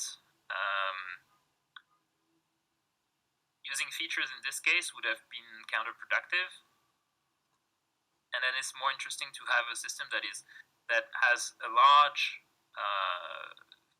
field of possibilities, and then the distribution is going to be kind of accidental based on based on randomness, and then you let people also think, okay, what do I really like, without being influenced by, oh, but this one is black and white, so it's more rare. I mean, in this case, it ended up being the case. I hadn't planned to have any black and whites, and there are 2 out of 500, which is fun. And this one, like, it was serendipitous maybe, but yeah, why do I like this one more than another? It's not because it's the palette that has one like 5% chances of happening. It's because, okay, there's something, like, it reminds me of something. It makes me think of some memory from my childhood. There are some that I don't like quite as much, and I can't tell you why. Maybe somebody else is gonna like them. Okay, this one, I don't like it as much, but maybe it's your favorite. I think that's the question I wanted to ask you about regarding features. What you think about them, and whether there are ways to use them. And actually, I hadn't planned to. I didn't know how the Wolf collection was using them. I don't know if I still have it open. Doesn't look like it, but it's still very beautiful. So yeah, the Woofs, they have features that are meaningful because they're funny. But yeah, are there other ways that you could use features that would actually make sense? That's a question for the reader. More poetically, yeah, it feels maybe like an opportunity for some kind of generative poetry that happens inside of the features themselves. Yeah, that's an interesting one. Like, what was it? Like, Ulipo. There was this French literature movement that is like, the workshop of potential literature, and they were using randomness a lot. So yeah, it was in the 60s. I thought it was earlier than that. So yeah, they started in the 60s, and they were imagining ways to use randomness or some kinds of algorithms, really, but on paper to generate texts. And yeah, I mean, this can be an inspiration as well for features. They were doing things like these. How's this called? Exquisite corpse. I think where you write the beginning of a sentence. How they're called? Ulipo.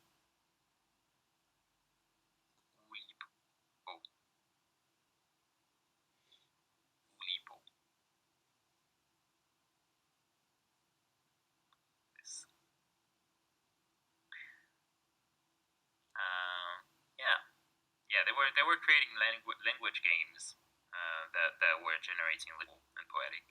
So yeah, rule based literature. All right.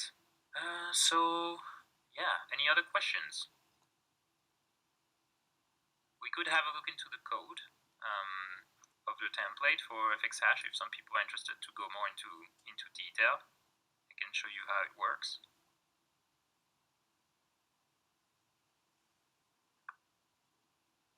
Yeah, okay. I'm gonna refill my water bottle because I really need it. I'll be back in a second.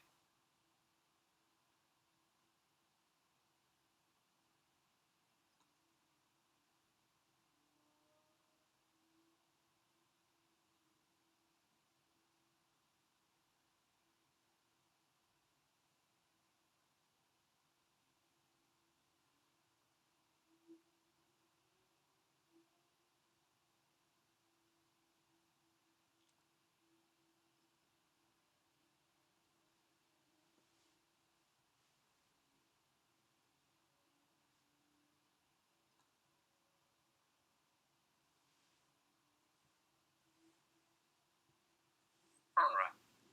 Oh, let's have code.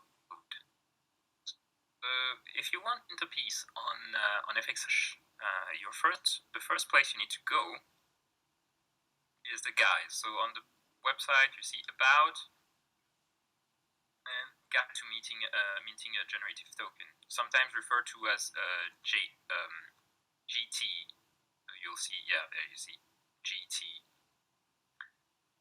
In case you wondering how to build a GT, what does that mean? Yeah, generative token. So yeah, generative tokens, only HTML, CSS, JavaScript. They are documents. They are HTML documents, and yeah, they collect people. Collected will collect a unique version of that document.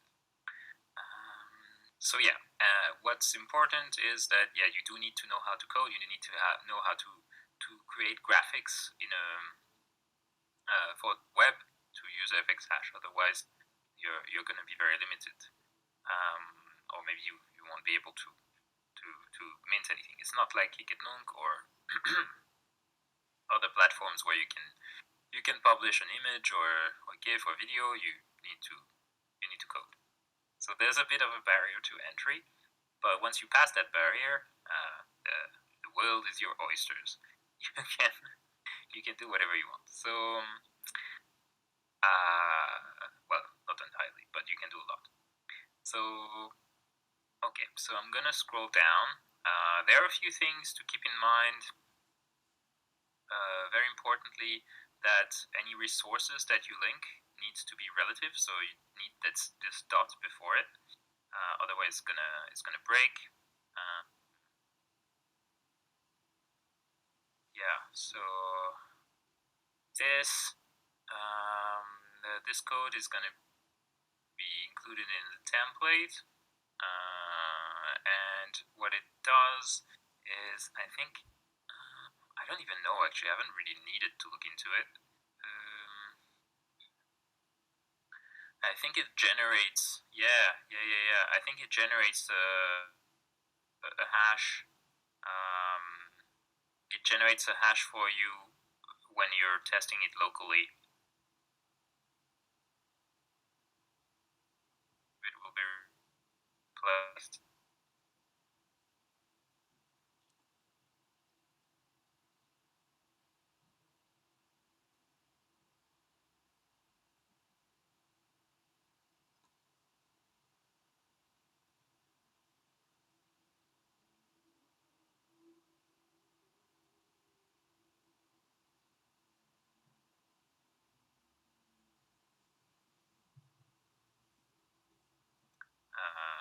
You can use it instead of math random. If you already use JavaScript, you might know math random. It's the way that you generate a random numbers. It creates a number between 0 and 1, and then you can map it to any range that you want. You can multiply it by 300 if you want a number between 0 and 300, or add a number before, and then, well, whatever.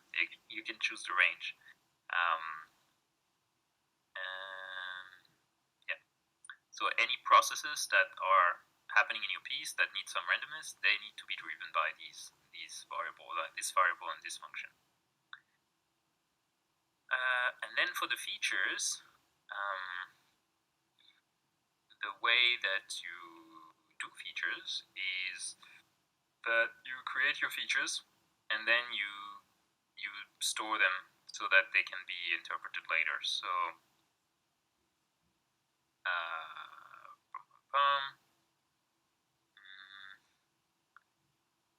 features, yeah. So you pass this to the window object, fx hash feature.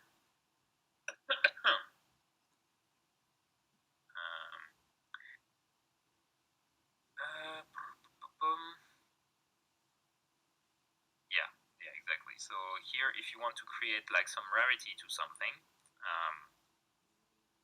the way that they do it here is that they create this function called getFeatureString. They pass it a value, and it will return either low, medium, or high. But it has a condition for this, which is if the value, which is in this case they pass it using fxrand, so value from 0 to 1. Zoom in a bit so you can see it better.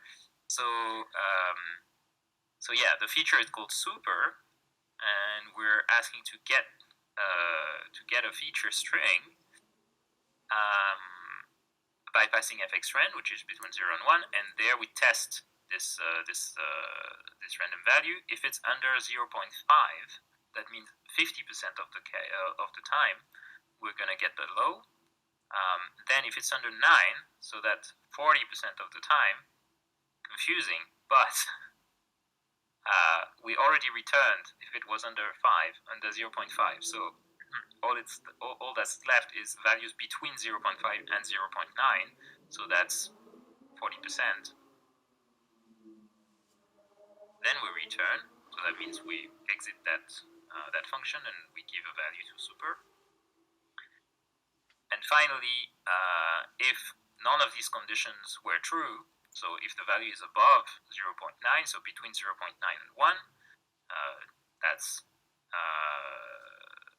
10% of the time, it will return high. So high will be the most rare with 10% chances to occur. One thing to also remember is that those are sort of ideal case values, and statistically it's going to be true.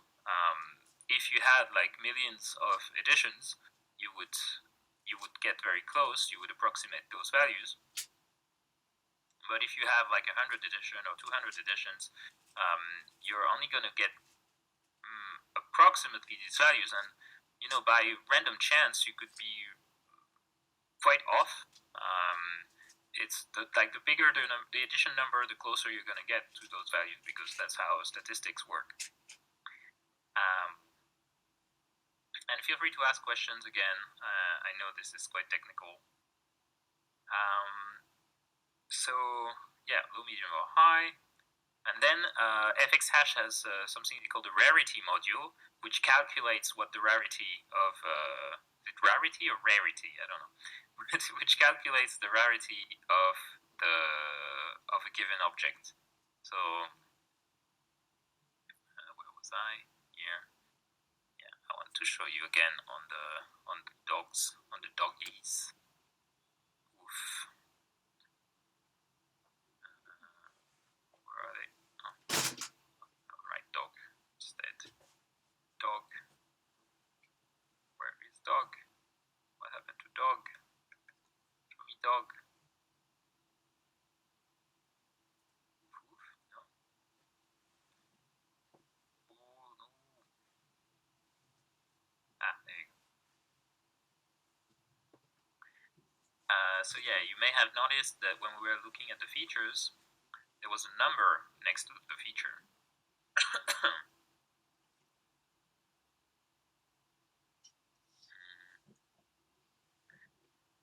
Yes, and so this rarity number here is calculated by the rarity module, and yeah, it's going to tell you how rare this particular trait is. So egg-headed bean is 5%. So that thing is fairly rare. But this is so yeah. It's possible that in the actual code, the occurrence of the egg-headed bean was supposed to be exactly 5%. but because there are not like an infinite number of editions, we only get close but not quite exactly to that number. Right. So yeah, that's what you should keep in mind. And if you just make it like completely random, if you make a trait that is completely random, then I mean, yeah, here it's just like that's not recommended, because you would have an an infinity of possible values, because between 0 and 1 there's an infinity of numbers. So yeah, you would have an infinite number of possible traits.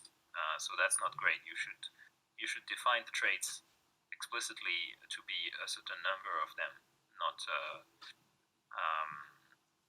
yeah, that's what's recommended. So low, medium, and high, or small, medium, and big is good, but a value between 0 and 100 probably not as good, at least for the rarity aspect. I'm wondering, like, if you wanted to say like something is yeah, because it's also I think it's also calculating a total rarity score. Yeah, there you go. Yeah, again, we talked about this. Like, I don't know how I feel about that. Yeah, that would kind of break the global rarity if you had like something. If you said like, oh, size, and can have a size between 1 and 15 meters, whatever that is, with an infinite number of variations, then yeah, the rarity is not going to be calculated very well. Okay, so so it would then be a bit better to say like, oh, it's either 5 meters or 10 meters or 15 meters, and then it would calculate the rarity better. I actually hadn't really looked into this very well before, because I wasn't so interested in the little like nitty-gritty detail of features, but okay, it's interesting to know. And then once you're ready to test it, you can zip it and try it in the sandbox. And this is a really cool thing that fxhash has, that I wish Hicketnoon had. It has a preview, but it's not quite as easy to use. And then you can mint it. So we're gonna go through all of this, and I'm gonna show you how it works. So I'm skipping over a bunch of things. Yeah, because talking again about fxhash. Oh yeah, zip file would be under 15 megabytes. That's, yeah, the creator is French, so this is megaoctet, but in English it's MB, megabytes. So I wasn't sure for a while, but there were all these little hints that that he was French, or she was French. I don't know actually what their pronoun is. But yeah. Okay, so there's what's really cool from fxhash is that there's this boilerplate, which means a pre-made minimal example of code that you can use. It's available on GitHub, and so you can go and either clone it if you're familiar with GitHub, or just download the zip. So on GitHub you can go in the code and download the zip, or open in GitHub Desktop, or if you know your way around Git, then I don't have to explain it. But we're gonna download it for now. Download, and I'm using a code editor called VS Code that's made by Microsoft, but it's open source. And I'm gonna be using that for coding. Extract the boilerplate. There it is. And there we see we have a number of files in there. I feel like I'm getting sick. My nose. Sorry for the weird noises in the microphone. So I'm gonna open this VS Code. Sorry for the unintentional COVID ASMR. So yeah, whatever, just the authors. And here in the public file, we have our index.html. That's where we're going to have to import our script sketch file. We could also write our sketch directly in there, but as index file. I don't fully understand how that works, to be honest, so I haven't bothered. But one thing we can do already is to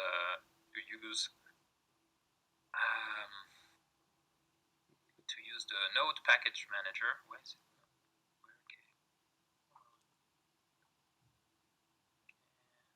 Close a bunch of things.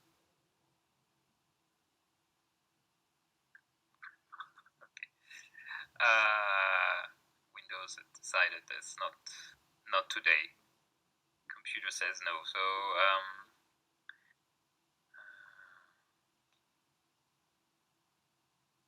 okay, so we can test it already.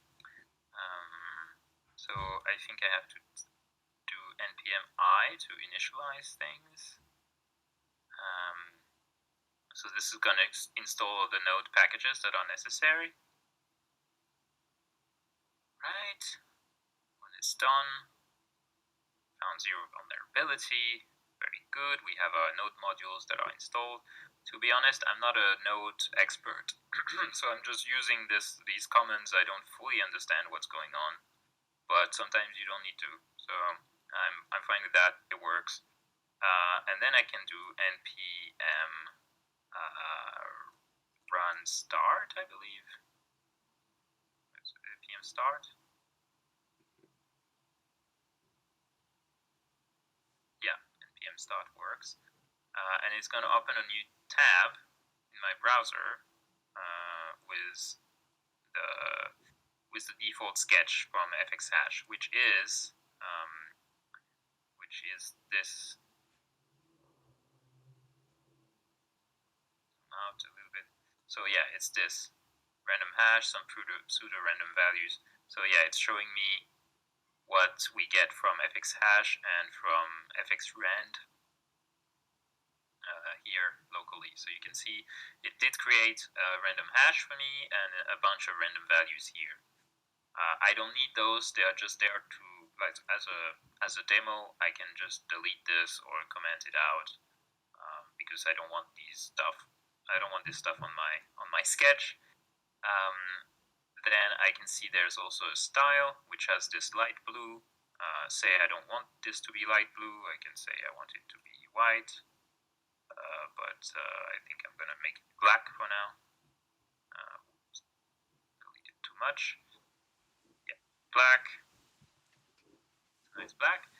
And now what I need to do is to import my p5.js library.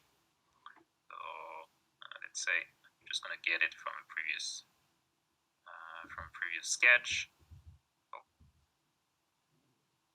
But no, let's do it the proper way because that's how you would do it. So you go to p5js.org to downloads. Then we're gonna download. You can download p5js or p5min. p5min is better because they remove all the line breaks and spaces and everything, so it's as small as can be, and that will save some space. So we download it. Apparently I already have a version downloaded, so I'm gonna go and pick it up. Our download folder.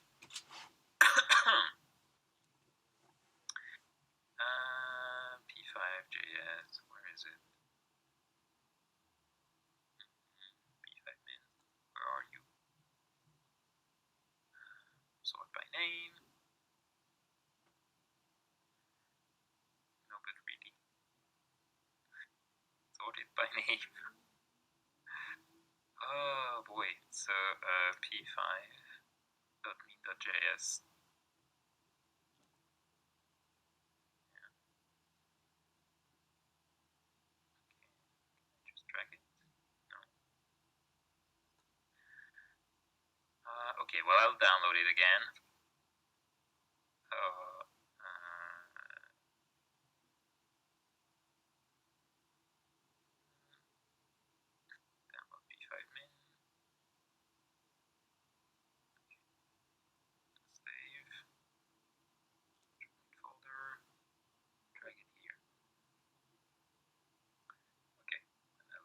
it. Name. That one. It wouldn't be there normally, it's just because I had two versions. Okay. It's taking a while to rename. That's fine.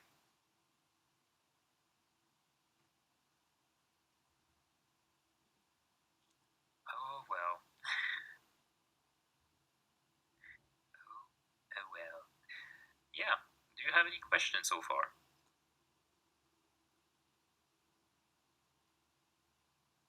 We covered a lot of ground already today. What is going on here? Okay. Well, it worked. Alright. So now I want to import my script. So it's gonna be like, oh, I forgot how you do this. Script, src, something like this.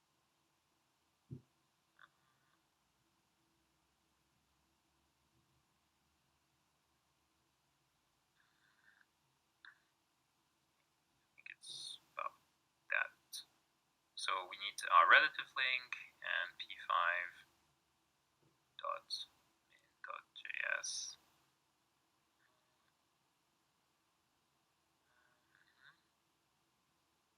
Check.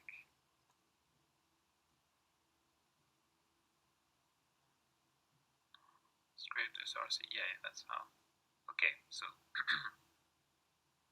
so we import our library, and I'm also gonna import sketch.js, which we haven't created yet, but we're gonna do it now. Create a new file in public, sketch.js, and we should be all set. So, okay, create file is also taking forever. I cancel it and it's actually done. Yeah. Yeah. So we have still our thing running here. All of our files set up, and yeah, all I need to do now is to write some code. So function setup, create canvas, give it a size, and function draw, background, say it's a bunch of values. Oh, why did I put this in a string? Okay, save.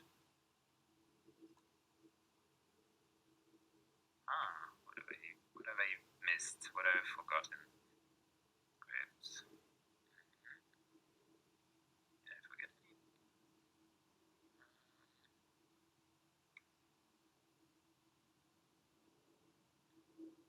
Down there.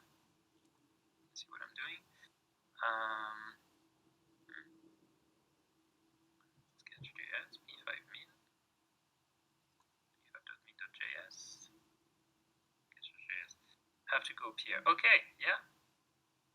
See you. See ya.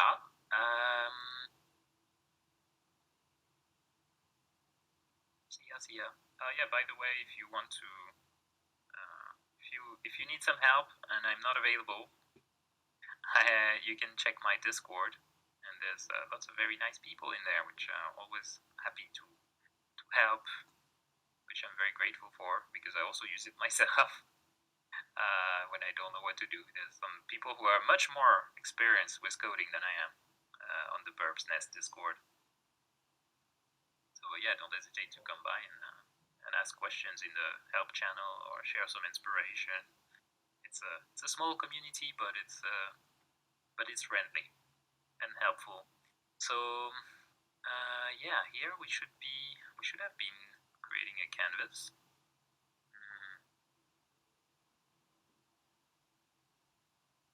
No, but it did not.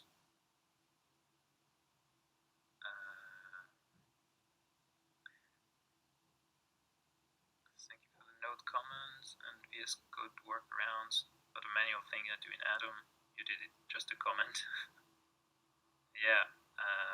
Yeah, I mean, just thank Cypher for it, because they made the template, so I just have to write, just have to do the command, and boom, it's done. So and it should be working now. I think I'm probably forgetting something very obvious, but I don't know what it is. Am I supposed to import P5.js earlier?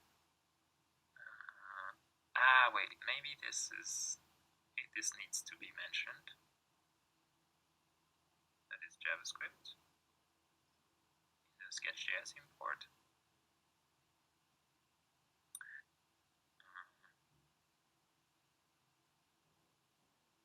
Yes, that is it.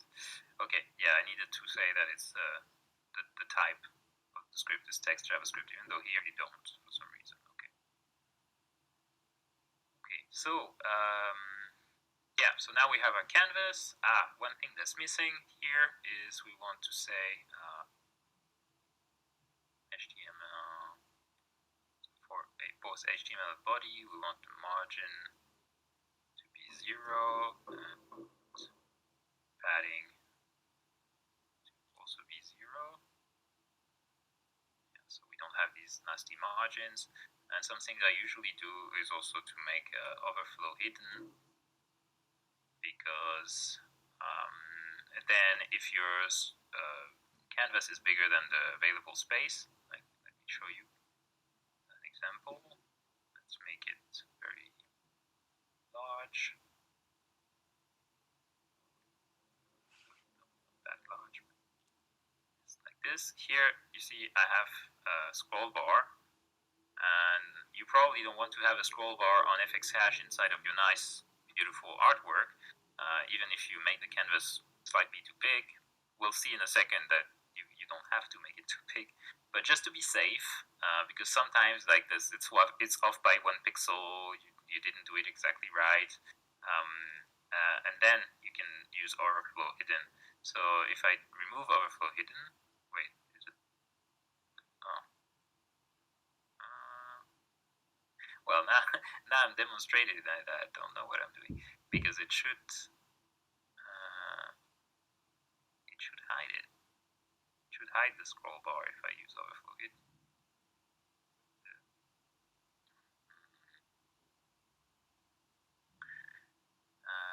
Okay. Oh yeah. Well, it looks like it is now. Okay. Oh wait, there's no comments in CSS. Save. Yeah. Now we have the scroll bar. I don't know why the horizontal scroll is not activated. But yeah, there you go. So overflow hidden, good idea. All right. And then in this example, I also had these things to make sure that the width and height of the body is the width and height 100% of the available space of the view space, viewport height and viewport width. And yeah, just to be safe. Okay. And then what we can do is something I think we already saw last time, which is to say that the canvas is going to be the size of the window, window width, window height. So now it's exactly the size of the window, but if I resize the window, it doesn't resize, so I want to use the function window resized. And it's going to be resize canvas,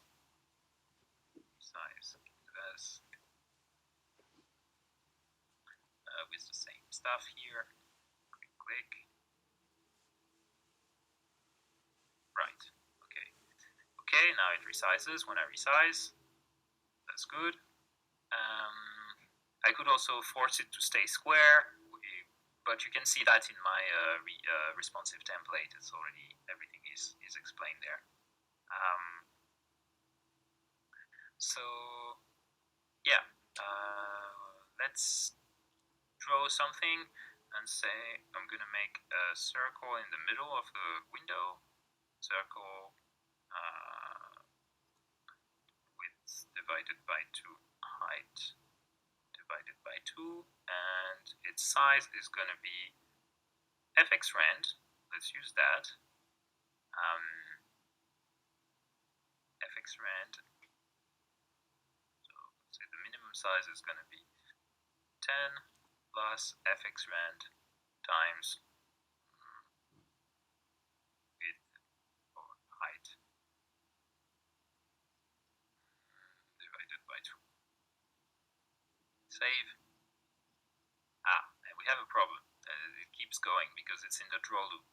So this is not good. So I'm going to use a variable instead. Call it circle, or call it diameter.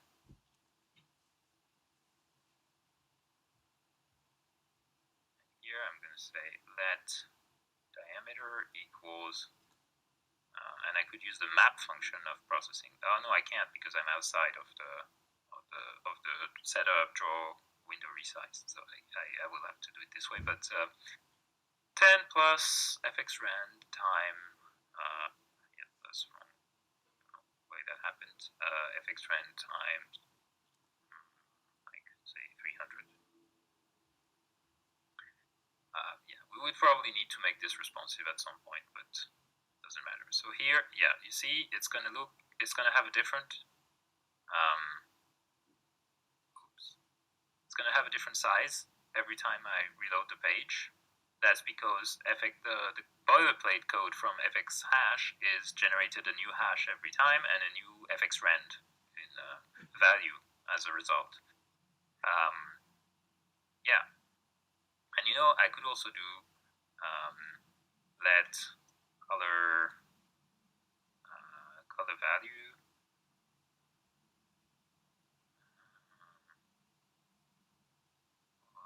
Yeah, even like color values equal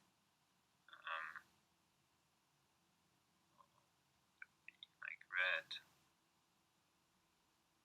fx rand times 255, and do the same for green and blue.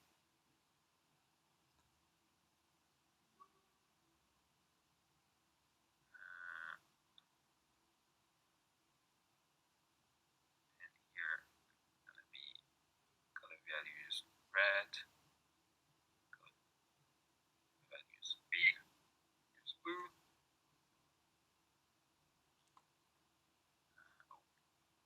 What happened? Yeah, I should put this in there. Like this. Yeah, and so now every time I run it, the background is a different color. So now we have our generative token. It's so different all the time. Perfect, wonderful. We could also, like create a feature for this. I'm not gonna do it now. What I want to do is to try it, and you should start trying it as early as possible. So let's do that. Let's go to fx hash sandbox. So here in the menu, click sandbox, and the sandbox is the place where you can go to try how it's going to work on the actual website. So almost everything on the sandbox is going to work the same as it will when you mint it. So but first you need to zip it. What's great about the Webpack template that is available on the fxhash website is that you can generate your zip file straight into your VS Code, for example.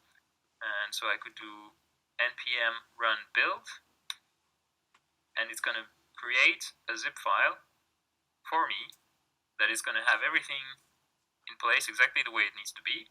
I don't need to worry about it. And here in dist, I have my bundled version. You can see that in bundle.js, it has the code from everything that was in index.js, but just compressed, minified. So yeah, maybe it makes sense if you want your sketch and everything like to be compress to put it in the SRC. I don't know actually. I've tried it. I didn't know how to make it work, but maybe there's a way to make it work. The Webpack people or the Node people or the JavaScript people can tell me how that works. But I'm happy with that. My sketches are not that big anyway, so it works. And we have also the project as a zip, so I can reveal it in the File Explorer and then drag it straight into my browser window. Click on Start Tests, and boom! What do you know? It's there. If I had features, they would show here, and I can check that it does look the same every time I use it with the same hash. That's important. And I can also check that it looks different every time you use a different hash. And here you would see also the features, as I said, if they did have features. The files are there. And yeah, you can update the zip, go and look another one up. Personally, I prefer to just reload the file, reload the page, and drag the zip again. That's more convenient, I feel, but that's just me. Right. Okay. Shall we try to do the features as well? Like to add a feature? What do you think? We still have 20 minutes.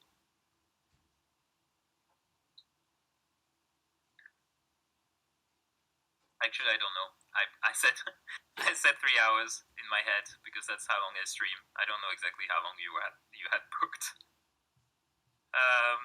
Maybe we're done. I don't know. But if you want to see more, I still have 20 minutes. Whether you do is all up to you.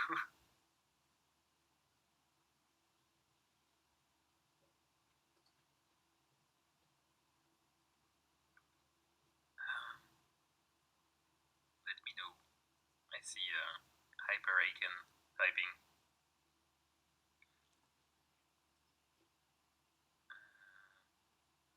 I think it's okay. Okay. Well, I mean, I'm good. I'm good to stop there. If you've had your fill. Yeah. If you have any questions, you can still ask.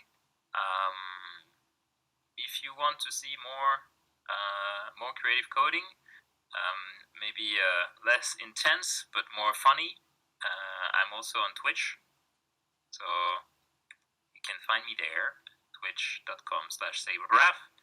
That's my channel. I do weekly creative coding challenge, where you can there's a topic every week, and people create things, and I review them every Sunday with creative code stuff. And on Tuesdays, I do a news segment where I review some of the nice, inspiring stuff from the world of creative coding. And I also release the notes for each week's news as a kind of like a newsletter. So yeah, you have lots of cool inspiration to look at if you want to know what kind of stuff your favorite creative coders are up to. This is where to go. I can share the link to the last one for your consideration. And the Discord, the Burbs Nest that I already mentioned. And follow me on Twitter if you want to see me shitpost about random stuff related to Hicketnunk or FXHash. I'm also Sable Raph. I mean, all of this is on my screen, but I will put it in there as well. Yeah. Okay. Wow. Yeah, that was intense. I hope I didn't burn your brain to a crisp. And that was not only overwhelming but also inspiring. I hope this was delivering on the promise of advanced creative coding NFTs, advanced generative NFTs. If you feel like you couldn't follow, or if it was too complicated at some points, it's on me. It's not you. I will try to make things a little smoother next time. But yeah, today there was some technical glitches, so I apologize for that. Um, and yeah, I hope you did get something valuable out of it. And I will, yeah, I'm on Discord all the time. I mean, not so much on the vertical crypto one. I'm not gonna lie, but but you can reach out to me by DM or on the Bird's Nest, and yeah, either me or some people will answer your questions. Yeah, that's it. That's it. Thank you very much. I'll see you around. Bye, everyone.